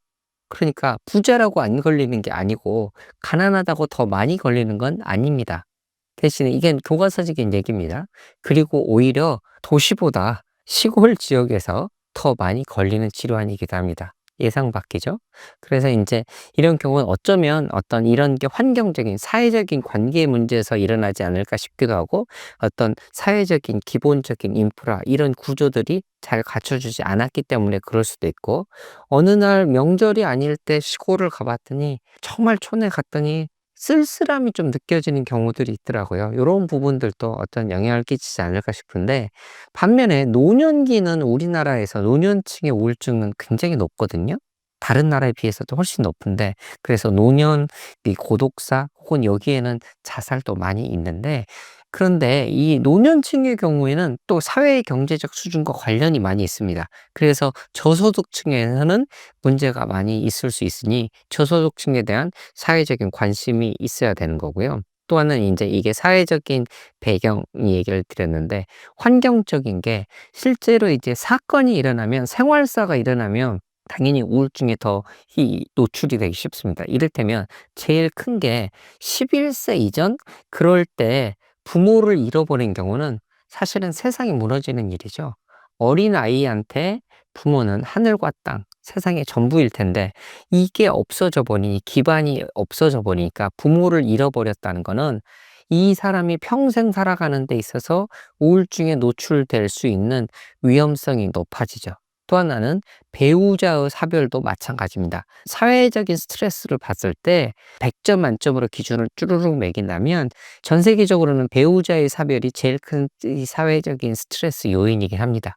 그런데 요즘은 바뀌었을지 모르지만 우리나라는 남편 없이 살아도 자식 없이 못 산다고 자녀의 죽음이 1등이긴 합니다. 우리나라는. 과거에는 그랬습니다. 어쨌든 그러면 다시 11세 이전의 부모의 상실, 그다음에 배우자의 상실, 또 나중에는 실직의 경우도 3배 이상 우울증에 걸릴 이게 높아집니다. 그러면 제가 지금 생물학적인 거, 사회적인 요소들 얘기 드렸는데, 또 그렇다고 부모 없다고 혹은 직장에서 잃었다고 다 우울증에 걸리는 건 아니잖아요. 그럼 뭐가 이런 사람들을 취약하게 할까? 이런 걸 따져 봤을 때는 결국은 그 우리 11세 이전은 노출된다고 많이 됐는데, 11세 이전에 노출됐더라도 만약에 주변에서 아주 잘 보듬어 줄 수 있는 친척들 이런 게 형성이 됐다면, 사회적인 지지가 이렇게 형성이 됐다면, 할아버지 할머니가 잘 돌봐줄 수 있다면 그런 위험에 노출될 게 적겠죠. 그러니까 우리는 결국은 부모라고 대변할 때는 우리가 진정으로 내가 나를 신뢰할 수 있고, 내가 저 사람 믿어도 돼? 저 사람이 나를 예뻐해? 너 예쁘다, 귀엽다, 착하다, 어우, 너무 이렇게 잘하니? 라고 했을 때 그런 거를 받아들이는 게 결국은, 아, 나는 사랑받을 만한 존재이구나. 라는 거를 느끼게 됩니다. 그러면 그게 바로 나 자신에 대한 자신감, 신뢰감, 나 자아 정체감이죠. 그래서 이런 것들이 잘 이렇게 바탕이 되면 건강하게 자라는데, 이런 게 흔들려 버리면 뭐든 취약하게 되죠. 게다가 아주 큰 정신적인 외상을 받는 스트레스 사건을 겪게 되면 그런 것들이 이제, 건강하다면 이걸 지나갈 수 있는데 건강하지 못한다면 요 사건에 노출됐을 때 또 무너지게 되죠. 그런 다음에 성격적인 부분들도 이제 자기 자신을 공격하는 요런 경우들에 있어서는, 이런 경우에 있어서는 남 탓을 하는 약간의 편집적인 요런 거보다는 강박적으로 나를 탓을 하게 되면서 요런 경우들에는 좀 더 우울증에 걸릴 확률이 높긴 합니다. 결국 나 자신에 대한 것들이 많이 무너졌고 외부적인 트라우마를 겪게 되고 이런 게 성격적으로 연결이 되면서 그렇다면 자꾸 이제 우울증에 걸릴 확률들이 높아지는 거죠. 우울증에 빠지는 가장 큰 원인은 무엇인가요? 제가 우울증에 대해서 몸의 질환이라고 말씀을 좀 드렸습니다. 그러면 결국은 내 몸이 이상해졌구나라고 진단을 내릴 수 있고 그 몸이 이상해지는 거는 결국은 우리의 마음은 뇌가 문제가 생긴 거죠. 자, 기분이나 정서라는 게 결국은 우리의 생각이나 사건에 대해 받아들인 거나 영향을 받긴 하는데 우리가 몸이 안 좋을 때는 기분도 지읒 같잖아요. 그렇게 되고 기분도 안 좋아지고 또 똑같은 현상을 보더라도 부정적으로 보게 되는 심리 기제가 작동을 하게 됩니다. 그렇다면 내가 지금 세상을 대하거나 나 자신에 대한 거나 이런 것들이 결국은 지금 어떻게든 계속 흔들리고 있거나 그러면 지금 우울증이라는 질병에 노출된 거는 결국은 나한테 있는 어떤 근본적인 어떤 어려움이나 이런 건 잘 겪을 수 있지만 원인은 뭐냐라고 했으면 원인은 뇌의 문제인 거죠. 다시 이렇게 비유 드릴까요? 감기에 잘 걸릴 수 있지만 폐렴은 왜 걸렸어? 폐렴균이 들어왔기 때문인 거죠. 우울증이 왜 걸렸어? 뇌에 지금 문제가 생겼어. 어떤 문제냐? 이 뇌의 신경과 신경을 연결해주는 뇌세포를 연결해주는 신경을 전달해주는 물질이 있습니다. 이 전달 물질에는 세로토닌이라고 많이 들어보셨죠? 노르에피네프린, 또 도파민 이런 것들이 여러 영향을 하는데 얘네들이 어떤 이유에 있어서든 균형을 잃어먹고 많이 떨어지게 됐어요. 그렇게 되면 실제로 이 세로토닌이 이제 떨어진 경우에는 자살 사고가 증가한다는 이런 연구 결과도 있기도 합니다.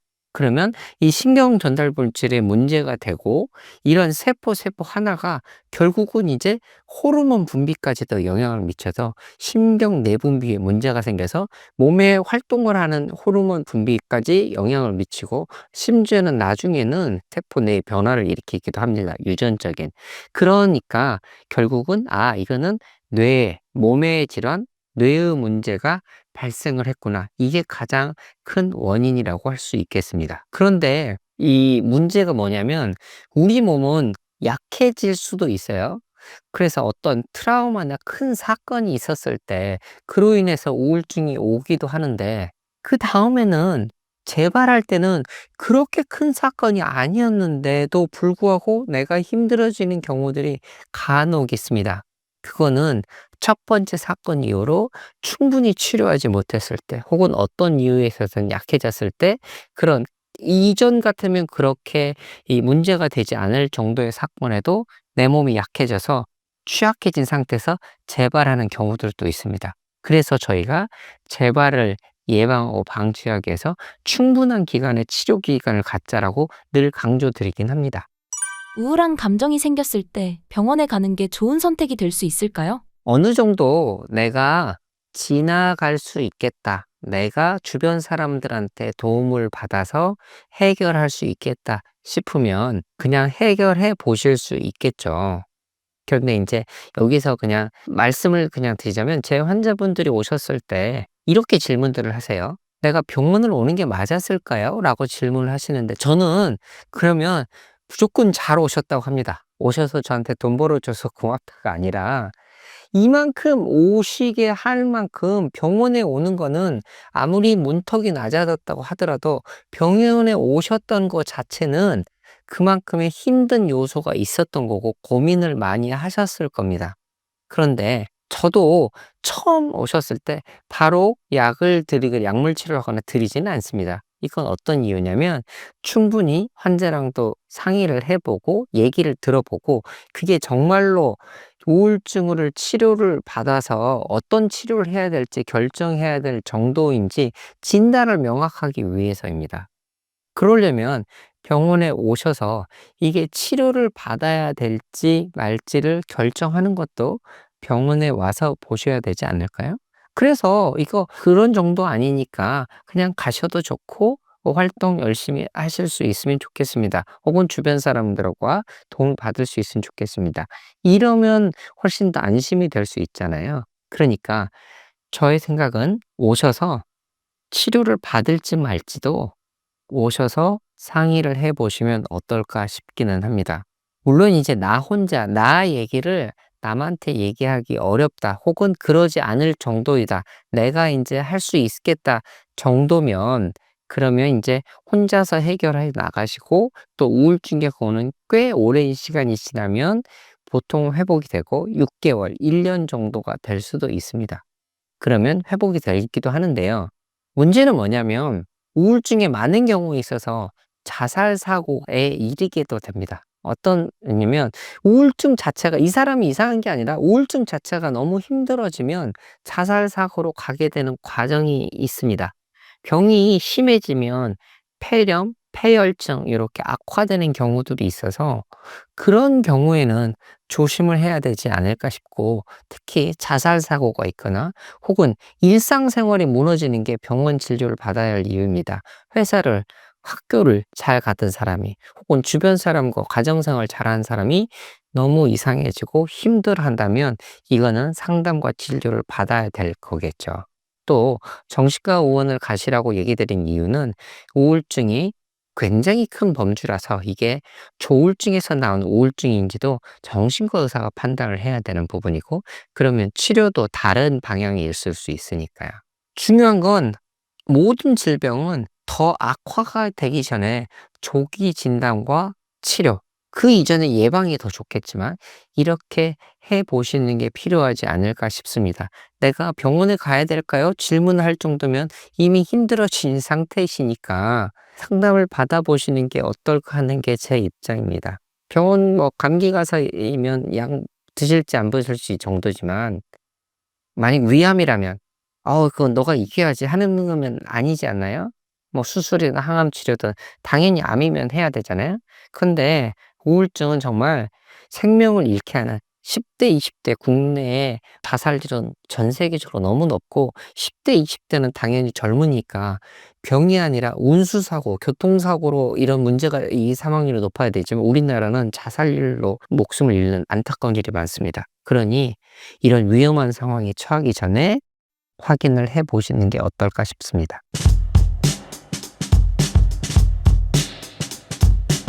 한국인들의 우울증 치료가 어려운 이유가 무엇인가요? 예전에 비해서는 한국인들 우울증 치료가 잘 되고 있기는 해요. 근데 이제 서양 사람들에 비해서 한국의 정신과 의사들은 동업자들이 더 많잖아요. 동업자들이 어디 많냐 하면 옛날에 미아리국에 점집에도 되게 많았고 그 다음에 교회나 성당이나 그 종교기관에도 굉장히 많이 있어서 기본적으로 우울증이라 그러면 마음의 문제라고 생각을 하고 마음의 문제는 내가 스스로 정신 바짝 차리고 이겨내면 되는 거다라고 생각하는 성향이 굉장히 많았던 것 같아요. 서구 사회는 조금 다릅니다. 서구 사회는 이게 또 우리나라 그 동양 사회보다 조금 더 빨리 이게 뇌와 정신의 문제는 생물학적인 부분도 상당히 많다는 것을 인정을 해서 그래서 이렇게 마음의 문제, 우울증의 문제가 생기면 조금 더 빨리 그 의료기관, 정신과 의사나 또는 상담하시는 분들의 도움을 얻기 시작하는 경향이 더 많았던 것 같아요. 근데 요새 들어서는 이제 한국 사회에서도 스트레스나 인간관계에 문제가 생기거나 해서 불안증이나 우울증이 생겼을 적에 저 같은 사람이 일하는 마음정비소 또는 정신건강의학과 또는 상담하시는 분들한테 찾아오는 분들이 옛날보다 많아졌어요. 그래서 그럼에도 불구하고 아직도 이게 마음의 문제, 신경의 문제는 이렇습니다. 서구 사회에서도요, 불과 150년 전까지만 해도 그냥 치료법이 없으니까 가둬놨다 그래요. 그리고 그냥 기도로서 그걸 이겨내면 된다고 생각을 하고 아직도 우리나라의 몇몇 분들은 기도로 마음의 병을 이겨내면 된다고 하는 분들이 있잖아요. 물론 이겨낼 수 있는 분들도 있을 거예요. 근데 상당수는 생물학적인 부분이 그 우울증에 인발부되어 있거든요. 그중에 상당수는 생물학적인 부분도 원인의 한 부분이기 때문에 그냥 단순히 마음만 독하게 먹는다고 치료될 수 있는 건 아니고 생물학적인 치료를 통하고 생물학적인 원인 규명과 약물 치료를 통해서 조금 더 빨리 치료를 할 수 있는 경우가 많아요. 예를 들면 이렇습니다. 우울증만 예를 들을게요. 우울증의 예를만 들면 전두엽이 감정 컨트롤을 하는 곳이라고 다들 알고 있잖아요. 근데 어떤 스트레스를 받고 또는 여러 가지 신체 질환이나 또는 에너지 고갈로 인해서 그 감정 조절 능력이 떨어졌어요. 그래서 우울증이 심하게 빠지고 충동 조절도 안 되는데 이거를 마음 명상하고 기도하고 마음 다스리면서 치료할 수 있어요. 왜냐면 이게 전두엽을 강하게 만드는 거니까. 그리고 우울증 약이라고 하는 약도 전두엽을 강하게 해주는 약이기 때문에 그것도 역시 우울증을 치료할 수 있죠. 차이점은 뭘까요? 명상하고 기도만으로 하면 우리 마라톤 뛰는 42.19km를 뛰는 시간이 필요해요. 근데 생물학적인 원인을 판별한 다음에 약물 치료를 할 수 있는 분들이 약을 먹으면 그 중에 한 40km 정도는 에스컬레이터 타고 가는 거죠. 조금 더 빨리 급성 증상을 없애주고 나머지 마음의 문제들을 다스리는 거예요. 다시 말씀드리면 제가 이제 클리닉에서 말씀드릴 때처럼 말씀을 드리면 우울증이 있을 때 약을 먹는 이유는요. 우리의 증상 중에 약을 먹으면 한 70% 정도의 증상이 아주 한 2, 3주 내에 없어져요. 죽고 싶은 충동이라든지 뭐 잠을 못 자고 막 불안해 죽겠다든지 막 초조하다든지 이런 것들이 없어져고 나요. 근데 그게 없어졌다 그래서 우울증이 다 없어진 건 아니잖아요. 인생이 의미 없고 또 그 인간하고의 갈등도 계속될 거고 나를 힘들게 했던 그 어린 시절의 그 문제들도 내 마음 안엔 그냥 남아있을 거고 또는 무슨 안 좋은 트라우마도 있을 텐데 그 30% 남은 거는 그 정말 약으로 조절할 수 있는 증상이 없어진 다음에 상담이나 마음 다스리기를 통해서 조절하는 게 마음정비소에서 하는 역할인 거예요. 그래서 요새는 이제 그런 것들을 이해하시는 분들이 많아서 일찍 치료를 받으러 오시는 분들이 많습니다. 우울증 또는 우울장애라는 얘기까지 나왔다고 하면 그거는 이제 나 혼자 마음 컨트롤할 수준을 넘어선 거예요. 그거 어떻게 하냐고요?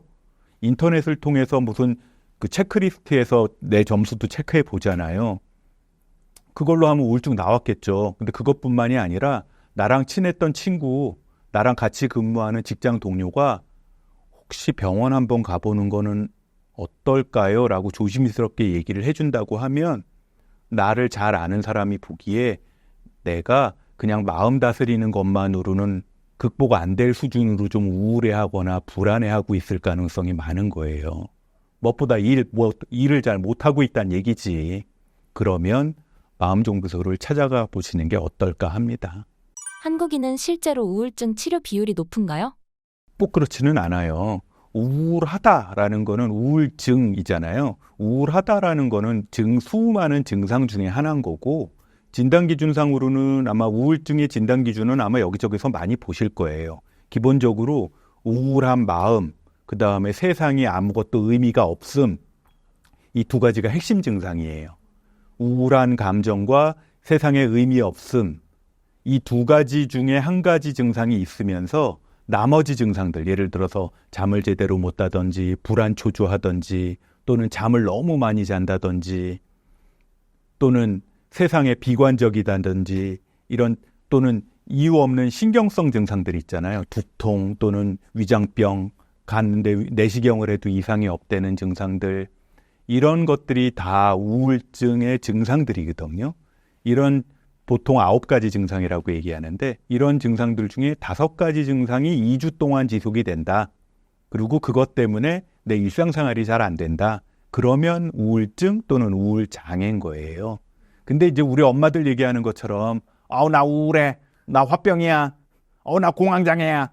그거는 대부분 우울증 아닐 가능성이 크고, 근데 만약에 본인도 대충 느껴요. 그냥 우울한 감정이 지속이 되는데 이것 때문에 어느 날 잠도 잘 못 자고 소화도 잘 안 되고 머리도 아프고 내가 하는 일의 효율이 떨어지고 직장도 일도 잘 안 되기 시작한다. 그러면 우울증의 진단을 한번 받아볼 필요가 있다는 뜻인 거예요. 자동차로 치면 그냥 어쩌다가 자동차 브레이크 잘못 밟아서 꿀럭 하는 거는 그냥 넘어가잖아요. 근데 이상한 소리가 계속 나고 그것 때문에 뭐 긁히는 소리도 나고 그러면 정비소 들어가잖아요. 한번 동네 정비소 가가지고 이상 없는지 한번 오일도 체크해 보지 않습니까? 그때쯤 마음 정비소 한번 들리시면 나쁘지 않아요. 오히려 우울증인 사람의 겉모습이 밝은 경우가 많은가요? 아마 다들 아실 거예요. 우울증인 사람들은 우울해 보여요. 그냥 밝은 척 하는 거지. 그리고 주변 사람들은 특히 아주 무던하고 남들한테 관심 없는 세상 공감이라고 없는 그냥 마초 같은 남자들 아닌 이상에는 대부분은 그 사람 좀 우울해 보이는데 좀 과도하게 좀 밝은 척 한다라고 느끼는 거죠. 아마 다들 느끼실 거예요.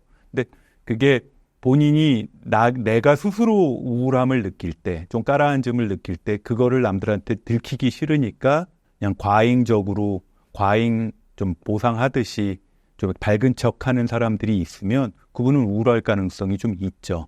근데 젊은 사람들의 경우는 그렇게 우울해서 그런다기보다는 인간관계 방법을 아직 잘 몰라서 그냥 좀 약간 오버하는 거죠. 뭐 그 적절한 인간관계 거리 조절이라든지 감정 반응이 아직 익숙하지 않은 직장 초년생들은 약간 좀 오버하잖아요. 감정적으로도 너무 좋은 척하고 너무 친한 척하고 또는 너무 기죽은 척하고 그런 걸 수도 있어요.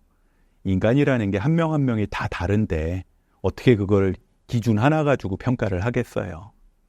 우울증이라 그래서 다 우울해 보이기만 한 것도 아니에요. 아까 말한 9가지 기준을 진단 기준으로 정리를 해보면 우리 수학 배울 때 배운 조합의 경우가 다 달라서 다 어떤 우울증은 우울해하면서 늘어지고 밥 잘 못 먹고 잠도 잘 못 자는 게 우리가 아는 우울증이잖아요. 근데 우울증 중에는 승질 예민하고 신경질 잘 내고 짜증 잘 내고 밥도 많이 먹고 그러는 우울증도 있어요. 그 종류가 무려 200가지가 된대요. 그러니까 내가 그냥 기준으로 판단할 수 있는 거 아니고 그거 그냥 옆에서 인터넷 보고 판단할 수 있는 거면은 정비소가 왜 있고 의사가 왜 있겠어요. 봐가지고 좀 내가 보던 그 사람이 아니다. 그리고 내가 보던 그 친구 퍼포먼스가 아니다 싶으면 잘 보시다가 그냥 야, 너 정신과 가봐라. 그러지 마시고 한번 상담을 한번 좀 받아보는 것도 나쁘지 않을 것 같다라는 진지한 마음을 전달해 주는 게 좋지 않을까 합니다. 우울증을 겪고 계신 분들의 특징이 있을까요? 이제 저한테까지 와서 정비를 받을 정도면 우울증 증상이 이제 꽤 있는 분들이잖아요. 한 종류는 그런 것 같아요. 늘 우울하다는 분들이 있어요.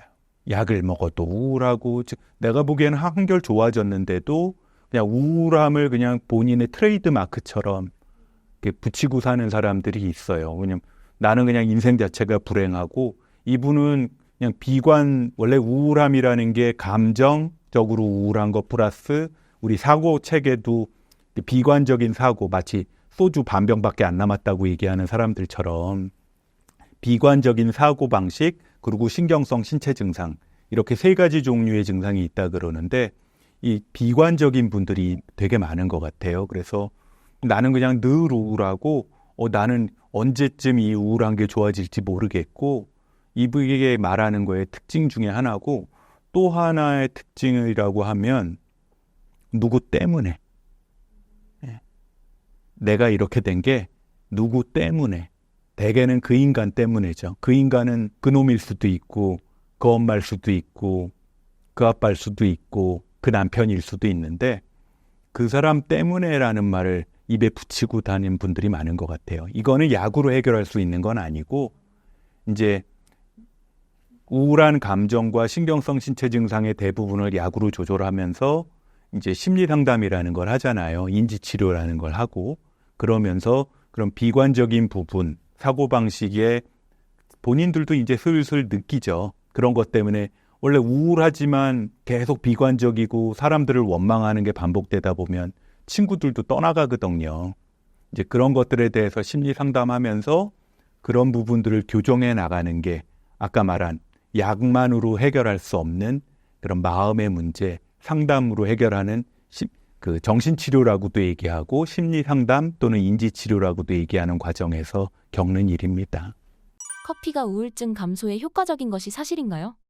보통 무기력해지거나 피곤할 때 또는 우울증에 빠졌을 때 자가치료의 일환으로 그 술, 담배 많이 하잖아요. 술, 담배 많이 하는 것처럼 커피 많이 마시는 분들도 되게 많더라고요. 커피는 정신건강에 그리 나쁘지 않아요. 뭐 커피 적절히 먹으면 뭐 치매 예방이 된다는 말도 요새 있으니까. 근데 이제 커피는 기본적으로 카페인하고 알칼로이드 성분이 있어요. 이게 알칼로이드 성분이라는 게 커피 먹다 보면 쌉쌀한 맛 끝에 약간 플라스틱 맛 비슷한 맛이 그게 이제 알칼로이드인데 그게 청량감을 주거든요. 그리고 신경을 좀 이렇게 정신 바짝 차리게 해주는 자극 효과가 있어서 집중력을 좀 올려주고 무기력을 좀 해소하는 효과가 있습니다. 근데 이제 이게 잘 맥히면 우울함이라든지 또는 늘어짐이라든지 이것도 감소하겠죠. 원래 커피라는 게 안 먹으면 반감기가 지나고 나면 안 먹고서 한 12시간 이상 지나고 나면 보통 12시간에서 24시간이라 그러는데 안 먹으면 금단 증상이 생기거든요. 언제 느껴요? 일요일 낮에 느끼잖아요. 토요일에 늦게 자가지고 일요일 늦잠 자고 일어나면 거의 뭐 12시간 이상 안 먹으니까 커피 한 잔 마셔줘야 이게 정신이 바짝 뜨잖아요. 근데 이게 체내 반감기 자체는 원래 3시간에서 10시간이래요. 그래서 그거 안 하려고 최대 하루에 한 2잔, 3잔 먹잖아요. 내가 우리나라 통계 보니까 하루 평균 3잔은 먹는다 그러대. 나이 먹을수록 조금씩 준다 그러죠. 근데 너무 자주 마시면 의존성이 생겨요. 중년기 이후에는 가급적 오전 시간대에 1잔, 많아야 2잔 미만으로 먹는 게 가장 좋다고 해요. 이제 그거 이상 먹게 되면 오히려 긴장감을 주려고 먹는 건데 그 한두 잔 이상을 먹게 되면 초조함, 긴장감이 오히려 가라앉지 않아서 문제가 되죠. 체질적으로 커피를 많이 먹어도 괜찮은 사람들이 있기는 해요. 뭐 저만 해도 뭐 저녁 시간에 커피를 먹어도 저녁에 자는 데는 별로 지장이 없는 체질이 좀 있어요. 근데 그럼에도 불구하고 나이를 먹어가면은 점점 더 그 커피에 대한 카페인에 대한 민감성이 좀 올라가는 것 같아요. 그래서 가급적이면 오후 시간 이후에는 커피, 특히 카페인이 들어간 커피는 먹는 빈도를 조금 조절하는 게 건강에 좋다고 합니다. 만약에 이런 증상이 생긴다 그러면 당신은 카페인 중독이에요. 안절부절 못하거나 신경질이 자꾸 난다든지 아니면 예민해진다든지 잠을 못 잔다든지 나도 모르게 얼굴이 자꾸 붉어. 자꾸 홍조라 그러죠. 또는 화장실을 너무 자주 간다든지 그리고 안 그랬는데 소화가 잘 안 되기 시작하고 그리고 나도 모르게 생각은 많은데 말로 잘 정리가 잘 안 된다든지 마치 AD, 집중력 장애 있는 것처럼 그리고 근육이 자꾸 이렇게 파르르 떨린다든지 그리고 주의가 좀 산만해진다든지 또는 맥박이 조금 빨라진다든지 그런 증상이 만약에 나타난다 그러면 카페인 중독 증상일 가능성이 크니까 그럴 때는 카페인 먹는 빈도를 많이 줄이는 게 좋을 것 같아요. 자, 여기서 잊지 말아야 될 교훈. 적당한 커피는 우리의 인생의 활력소가 되는 건 사실이에요. 치매 예방도 되고 우울증 예방에도 조금 도움이 될 수 있어요. 그러나 과도한 커피는 오히려 인생에 독이 될 수도 있다는 걸 잊지 말아야 합니다. 커피가 아니면 집중이 어렵다는 분들의 해결법은 있을까요? 가끔 공부할 때 도움을 좀 청하려고 집중력 때문에 막 집중력과 관련된 막 약도 먹고 또는 막 카페인 덩어리 음료수들 요새 많잖아요. 그걸 먹는 경우들도 많은데 카페인 음료 막 있잖아요. 카페인 덩어리. 그거보단 차라리 커피가 낫겠죠. 근데 커피 먹은 다음 날 너무 피곤한 증상을 가질 정도라면 커피를 너무 많이 먹는 걸 거예요. 물론 저도 이제 한참 시험 공부를 많이 하던 시절에는 시험은 그리 못 봤으면서도 커피는 왜 이렇게 많이 먹었는지 모르겠어요. 뭐 일할 땐 먹어야죠. 근데 이게 나한테 그 장기적으로 오히려 불안 초조함까지 나타나면 그거는 이제 부작용이 나타나기 시작하는 거니까 그때는 조심하라는 얘기고 정 안 되면 커피 드세요. 뭐 어쩌겠어요. 근데 분명한 건 커피도 약의 일종입니다. 정신과 교과서 중에 맨 뒷부분에 약물에 대한 정리가 돼 있는데 그 약물 중에 하나가 뭐 코카인, 마약, 암페타민 이런 거 나오고 그 뒤에 니코틴하고 카페인도 그 약물 중에 하나로 있다는 거. 그 얘기는 너무 과하면 안 좋다는 거니까 커피도 너무 과하지 않게 즐기세요. 믹스커피는 먹어도 괜찮을까요? 믹스커피가 그 용량표를 보시면 아시겠지만 카페인이 절대 적지는 않아요. 근데 커피에 들어있는 카페인만큼 또는 카페인보다 더 많이 들어있는 게 당분이잖아요. 달달이. 원래 그 믹스커피라고 안 부르고 달달이라고 부르잖아요. 일하시는 분들, 특히 아침 일찍부터 일하시는 분들은 그걸 좀 먹어줘야 일한다는 분들 많거든요. 아침에 달달한 그 당분 성분과 함께 카페인이 들어가면 일하는 거 좋죠. 근데 너무 많이 먹으면 성인기 이후에는 성인병의 위험성이 있잖아요. 당뇨 같은 거 있으니까 그걸 조심하시는 게 좋을 거고, 역시 카페인은 들어있는 거니까 그것도 하루에 2-3개 이상은 먹지 마세요. 참고로 저는 믹스커피 못 먹어요. 이제 너무 달더라. 신사임당 시청자분들을 위한 한마디 부탁드릴게요. 뭐 다들 아시겠지만 내 인생 내가 사는 거잖아요.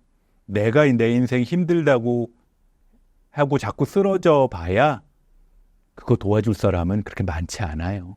내가 해결할 수 있는 거 내 스스로 좀 해결하겠다고 나서는 사람을 돕는 게 인간들의 심리인 것 같아요. 오늘 하루도 다들 바쁘게 일하시고 계실 텐데 조금 더 힘내시고 오늘 하루도 편안한 하루 보내시기 바랍니다. 한창수였습니다.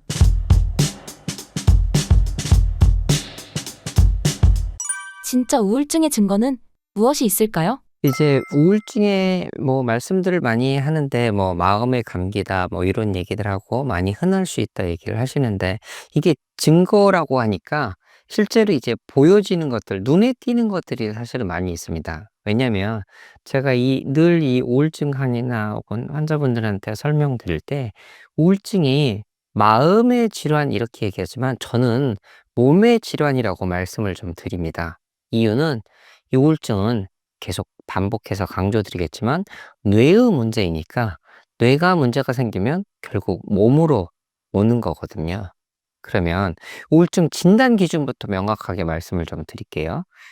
특히 2주 이상 계속되는 우울감이나 일상생활에 관심이나 재미가 없는 게 2주 이상 계속됩니다. 그러니까 뭘 해도 재미가 없고 또 이제 우울하고 부정적인 감정이 쭉 계속됩니다. 이런 것들이 기본으로 돼 있는데요. 당연히 우울증이니까 감정적으로 문제 있는 게 분명한데 이외에도 이제 겉으로 드러난 것들이 좀 중요합니다. 보세요. 저희가 증거라고 했으니까 몸의 질환은 우리가 잠을 자잖아요. 잠을 자는 거는 결국 자는지 안 자는지 그거는 주변에서도 알 수 있고 또 내가 주관적으로 느끼는 수면의 느낌이 중요한데, 잠이 안 오는 게 보통이시긴 합니다. 그런데 나중에는 무기력해지면서 종일 잠만 자는 과수면을 보이기도 합니다. 또한 초반에 입맛이 너무 없어서 식사를 안 하게 되고, 그렇다 보니 당연히 체중이 엄청 빠지기도 합니다. 또한 마찬가지로 만성적으로 무기력해지면서 스트레스 수준이 높아지면 이게 코티졸 레벨이 올라가고, 그렇게 되면 이 지방을 붙잡게 되면서 오히려 비만이 생기는 이런 과정들이 많이 벌어집니다. 체중의 변화도 있습니다. 또 하나는 이제 활동이 떨어지는 게 힘이 없어요. 몸에 힘이 없어서 움직일 수 있는 이게 없습니다. 힘을 내라는 게 제일 조심해야 될 많이 하는 게, 힘이 나야 힘을 내죠. 힘이 안 납니다. 그래서 전화가 울려도 뻗어서 이렇게 뻗을 수가 없어요. 심지어는 활동 저하되신 게, 제 환자분 같은 경우는 너무 심각할 때는 하루 종일 이 와치를 차고 있었는데 움직이는 걸음 수가 20걸음이셨답니다. 20걸음이면 정말 화장실만 왔다 갔다 하신 거죠. 그렇게 활동력이 떨어지고, 또한 결국은 이제 우리가 병원 가면 잘 지내시는지 보면 정신과가 아니더라도 식사, 대소변, 그 다음에 이런 잠 잘 주무시니 이거 물어보잖아요. 마찬가지로 개인적으로 자기 위생 관리하는, 나를 돌보는 일들이 잘 안 돼요. 많은 경우에 특히 우울증은 남자보다 여자분들이 2배 이상 높은데 많은 여성분들이 머리를 못 감으세요. 왜냐하면 머리가 길고 이걸 씻고 말리고 이런 과정들을 너무, 이런 것조차도 버거운 거죠. 그러니 이 방 치우는 건 물론이고 머리를 못 감고 자기를 이렇게 가꾸는 거를 못 하게 되십니다. 그런 부분이 이제 자기 돌봄도 안 되고, 또한 이제 나중에는 이제 인지 기능 이런 것도 일단 보여주는 어떤 성과물들도 안 나오게 되는데, 다시 한번 말씀드리지만 뇌의 기능이 떨어지고 그렇게 되면서 몸으로 나타나는 여러 가지 증거들이 있습니다. 지금 말씀드린 것들이 다 진단 기준에 해당되는 내용입니다. 그러니 우울증은 몸의 질환으로 알고 몸을 치료하기 위해서 좀 더 적극적으로 개입하시는 게 좋을 것 같긴 합니다. 우울증에 잘 걸리는 사람들의 특징은 무엇인가요? 내향적인 사람들 혹은 외향적인 사람들 뭐 요런 얘기들도 있고 그런데요. 일단은 이 정신과에서 이런 얘기들은 전체적으로는 바이오 사이코 소셜한 모델을 많이 얘기합니다. 사람이 살아가는 거는 결국 생물학적인 나 자신 바이오, 그다음에 머리의 어떤 정서적인 심리적인 요런 부분이 사이코라고 하고, 소셜은 사회적인 관계 이런 부분들입니다. 요 모든 것들이 통합돼서 고려를 해 보아야죠. 그러면 생물학적으로 봤을 때 특히 유전적인 게 이렇다면, 부모에게서 어떤 정서 장애가 있다면 자녀도 정서 장애가 될 확률이 2배 이상 높습니다. 이게 꼭 유전이 된다 이런 얘기는 아니지만 유전적으로 확률도 높아지고, 당연히 부모의 유전적인 요소들이 환경에까지 영향을 미쳐서 내가 자녀도 받게 되는 환경까지 영향을 받지만, 결국은 유전적인 소인들도 꽤 많이 이제 영향을 끼친다고 할 수 있겠습니다. 그 다음에 또 하나는 환경적으로 보면 이게 사회 경제적 수준하고 관계가 없습니다. 그러니까 부자라고 안 걸리는 게 아니고 가난하다고 더 많이 걸리는 건 아닙니다. 대신에 이게 교과서적인 얘기입니다. 그리고 오히려 도시보다 시골 지역에서 더 많이 걸리는 질환이기도 합니다. 예상 밖이죠. 그래서 이제 이런 경우는 어쩌면 어떤 이런 게 환경적인 사회적인 관계 문제에서 일어나지 않을까 싶기도 하고, 어떤 사회적인 기본적인 인프라 이런 구조들이 잘 갖춰주지 않았기 때문에 그럴 수도 있고, 어느 날 명절이 아닐 때 시골을 가봤더니 정말 촌에 갔더니 쓸쓸함이 좀 느껴지는 경우들이 있더라고요. 요런 부분들도 어떤 영향을 끼치지 않을까 싶은데, 반면에 노년기는 우리나라에서 노년층의 우울증은 굉장히 높거든요. 다른 나라에 비해서도 훨씬 높은데, 그래서 노년, 이 고독사 혹은 여기에는 자살도 많이 있는데, 그런데 이 노년층의 경우에는 또 사회 경제적 수준과 관련이 많이 있습니다. 그래서 저소득층에서는 문제가 많이 있을 수 있으니 저소득층에 대한 사회적인 관심이 있어야 되는 거고요. 또 하나는 이제 이게 사회적인 배경 얘기를 드렸는데, 환경적인 게 실제로 이제 사건이 일어나면, 생활사가 일어나면 당연히 우울증에 더 노출이 되기 쉽습니다. 이를테면 제일 큰 게 11세 이전, 그럴 때 부모를 잃어버린 경우는 사실은 세상이 무너지는 일이죠. 어린아이한테 부모는 하늘과 땅, 세상의 전부일 텐데, 이게 없어져 보니, 기반이 없어져 보니까 부모를 잃어버렸다는 거는 이 사람이 평생 살아가는 데 있어서 우울증에 노출될 수 있는 위험성이 높아지죠. 또 하나는 배우자의 사별도 마찬가지입니다. 사회적인 스트레스를 봤을 때 100점 만점으로 기준을 쭈루룩 매긴다면, 전 세계적으로는 배우자의 사별이 제일 큰 이 사회적인 스트레스 요인이긴 합니다. 그런데 요즘은 바뀌었을지 모르지만 우리나라는 남편 없이 살아도 자식 없이 못 산다고 자녀의 죽음이 1등이긴 합니다. 우리나라는. 과거에는 그랬습니다. 어쨌든 그러면 다시 11세 이전의 부모의 상실, 그다음에 배우자의 상실, 또 나중에는 실직의 경우도 3배 이상 우울증에 걸릴 이게 높아집니다. 그러면 제가 지금 생물학적인 거, 사회적인 요소들 얘기 드렸는데, 또 그렇다고 부모 없다고 혹은 직장에서 잃었다고 다 우울증에 걸리는 건 아니잖아요. 그럼 뭐가 이런 사람들을 취약하게 할까? 이런 걸 따져봤을 때는 결국은 그 우리 11세 이전은 노출된다고 많이 됐는데, 11세 이전에 노출됐더라도 만약에 주변에서 아주 잘 보듬어 줄 수 있는 친척들 이런 게 형성이 됐다면, 사회적인 지지가 이렇게 형성이 됐다면, 할아버지 할머니가 잘 돌봐줄 수 있다면 그런 위험에 노출될 게 적겠죠. 그러니까 우리는 결국은 부모라고 대변할 때는 우리가 진정으로 내가 나를 신뢰할 수 있고, 내가 저 사람 믿어도 돼? 저 사람이 나를 예뻐해? 뭐 예쁘다, 귀엽다, 착하다, 어우, 너무너무 이렇게 잘하니? 라고 했을 때 그런 거를 받아들이는 게 결국은 아, 나는 사랑받을 만한 존재이구나 라는 거를 느끼게 됩니다. 그러면 그게 바로 나 자신에 대한 자신감, 신뢰감, 나 자아 정체감이죠. 그래서 이런 것들이 잘 이렇게 바탕이 되면 건강하게 자라는데 이런 게 흔들려 버리면 뭐든 취약하게 되죠. 게다가 아주 큰 정신적인 외상을 받는 스트레스 사건을 겪게 되면 그런 것들이 이제 건강하다면 이걸 지나갈 수 있는데 건강하지 못한다면 요 사건에 노출됐을 때 또 무너지게 되죠. 그런 다음에 성격적인 부분들도 이제 자기 자신을 공격하는 요런 경우들에 있어서는 이런 경우에 있어서는 남 탓을 하는 약간의 편집적인 요런 거보다는 강박적으로 나를 탓을 하게 되면서 이런 경우들에는 좀 더 우울증에 걸릴 확률이 높긴 합니다. 결국 나 자신에 대한 것들이 많이 무너졌고 외부적인 트라우마를 겪게 되고 이런 게 성격적으로 연결이 되면서 그렇다면 자꾸 이제 우울증에 걸릴 확률들이 높아지는 거죠.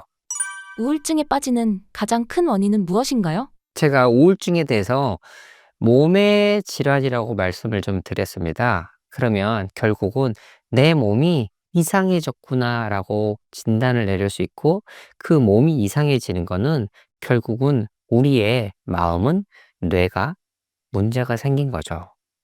자, 기분이나 정서라는 게 결국은 우리의 생각이나 사건에 대해 받아들인 거나 영향을 받긴 하는데 우리가 몸이 안 좋을 때는 기분도 지읒 같잖아요.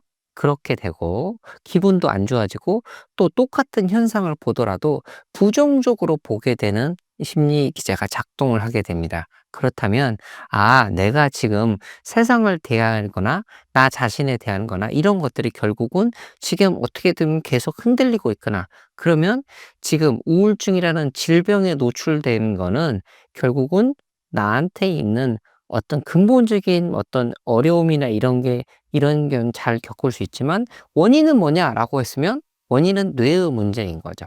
다시 이렇게 비유드릴까요? 감기에 잘 걸릴 수 있지만 폐렴은 왜 걸렸어? 폐렴균이 들어왔기 때문인 거죠. 우울증이 왜 걸렸어? 뇌에 지금 문제가 생겼어. 어떤 문제냐? 이 뇌의 신경과 신경을 연결해줘. 뇌세포를 연결해주는 신경을 전달해주는 물질이 있습니다. 이 전달 물질에는 세로토닌이라고 많이 들어보셨죠? 노르에피네프린, 또 도파민 이런 것들이 여러 영향을 하는데 얘네들이 어떤 이유에 있어서든 균형을 잃어먹고 많이 떨어지게 됐어요. 그렇게 되면 실제로 이 세로토닌이 이제 떨어진 경우에는 자살 사고가 증가한다는 이런 연구 결과도 있기도 합니다. 그러면 이 신경 전달 물질에 문제가 되고 이런 세포 하나가 결국은 이제 호르몬 분비까지도 영향을 미쳐서 신경 내분비에 문제가 생겨서 몸에 활동을 하는 호르몬 분비까지 영향을 미치고 심지어는 나중에는 세포 내에 변화를 일으키기도 합니다. 유전적인. 그러니까 결국은 아, 이거는 몸의 질환, 뇌의 문제가 발생을 했구나. 이게 가장 큰 원인이라고 할 수 있겠습니다. 그런데 이 문제가 뭐냐면 우리 몸은 약해질 수도 있어요. 그래서 어떤 트라우마나 큰 사건이 있었을 때 그로 인해서 우울증이 오기도 하는데 그 다음에는 재발할 때는 그렇게 큰 사건이 아니었는데도 불구하고 내가 힘들어지는 경우들이 간혹 있습니다. 그거는 첫 번째 사건 이후로 충분히 치료하지 못했을 때 혹은 어떤 이유에 있어서는 약해졌을 때 그런 이전 같으면 그렇게 이 문제가 되지 않을 정도의 사건에도 내 몸이 약해져서 취약해진 상태에서 재발하는 경우들도 있습니다. 그래서 저희가 재발을 예방하고 방지하기 위해서 충분한 기간의 치료 기간을 갖자라고 늘 강조드리긴 합니다.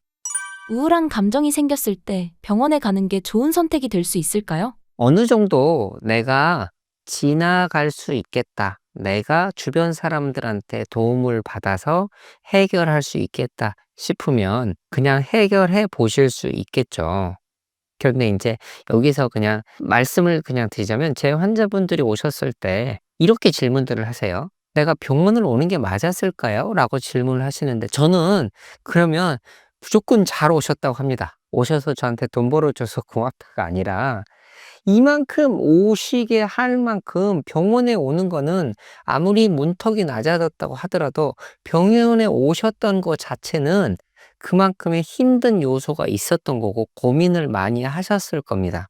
그런데 저도 처음 오셨을 때 바로 약을 드리고 약물 치료를 하거나 드리지는 않습니다. 이건 어떤 이유냐면 충분히 환자랑도 상의를 해보고 얘기를 들어보고 그게 정말로 우울증을 치료를 받아서 어떤 치료를 해야 될지 결정해야 될 정도인지 진단을 명확하기 위해서입니다. 그러려면 병원에 오셔서 이게 치료를 받아야 될지 말지를 결정하는 것도 병원에 와서 보셔야 되지 않을까요? 그래서 이거 그런 정도 아니니까 그냥 가셔도 좋고 활동 열심히 하실 수 있으면 좋겠습니다. 혹은 주변 사람들과 도움 받을 수 있으면 좋겠습니다. 이러면 훨씬 더 안심이 될 수 있잖아요. 그러니까 저의 생각은 오셔서 치료를 받을지 말지도 오셔서 상의를 해 보시면 어떨까 싶기는 합니다.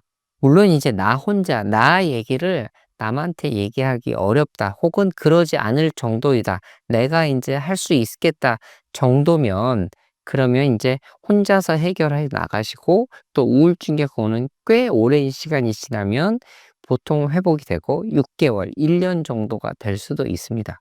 그러면 회복이 되기도 하는데요. 문제는 뭐냐면 우울증에 많은 경우에 있어서 자살 사고에 이르게도 됩니다. 어떤 왜냐면 우울증 자체가 이 사람이 이상한 게 아니라 우울증 자체가 너무 힘들어지면 자살 사고로 가게 되는 과정이 있습니다. 병이 심해지면 폐렴, 폐혈증 이렇게 악화되는 경우들이 있어서 그런 경우에는 조심을 해야 되지 않을까 싶고 특히 자살 사고가 있거나 혹은 일상생활이 무너지는 게 병원 진료를 받아야 할 이유입니다. 회사를 학교를 잘 갔던 사람이 혹은 주변 사람과 가정생활 잘하는 사람이 너무 이상해지고 힘들어한다면 이거는 상담과 진료를 받아야 될 거겠죠. 또 정신과 의원을 가시라고 얘기 드린 이유는 우울증이 굉장히 큰 범주라서 이게 조울증에서 나온 우울증인지도 정신과 의사가 판단을 해야 되는 부분이고 그러면 치료도 다른 방향이 있을 수 있으니까요. 중요한 건 모든 질병은 더 악화가 되기 전에 조기 진단과 치료, 그 이전에 예방이 더 좋겠지만 이렇게 해 보시는 게 필요하지 않을까 싶습니다. 내가 병원에 가야 될까요? 질문할 정도면 이미 힘들어진 상태이시니까 상담을 받아보시는 게 어떨까 하는 게 제 입장입니다. 병원 뭐 감기 가서이면 약 드실지 안 드실지 정도지만 만약 위암이라면 그건 너가 이겨야지 하는 거면 아니지 않나요? 뭐 수술이나 항암 치료든 당연히 암이면 해야 되잖아요. 근데 우울증은 정말 생명을 잃게 하는 10 대, 20대 국내에 자살률은 전 세계적으로 너무 높고 10 대, 20 대는 당연히 젊으니까 병이 아니라 운수사고, 교통사고로 이런 문제가 이 사망률이 높아야 되지만 우리나라는 자살률로 목숨을 잃는 안타까운 일이 많습니다. 그러니 이런 위험한 상황에 처하기 전에 확인을 해 보시는 게 어떨까 싶습니다.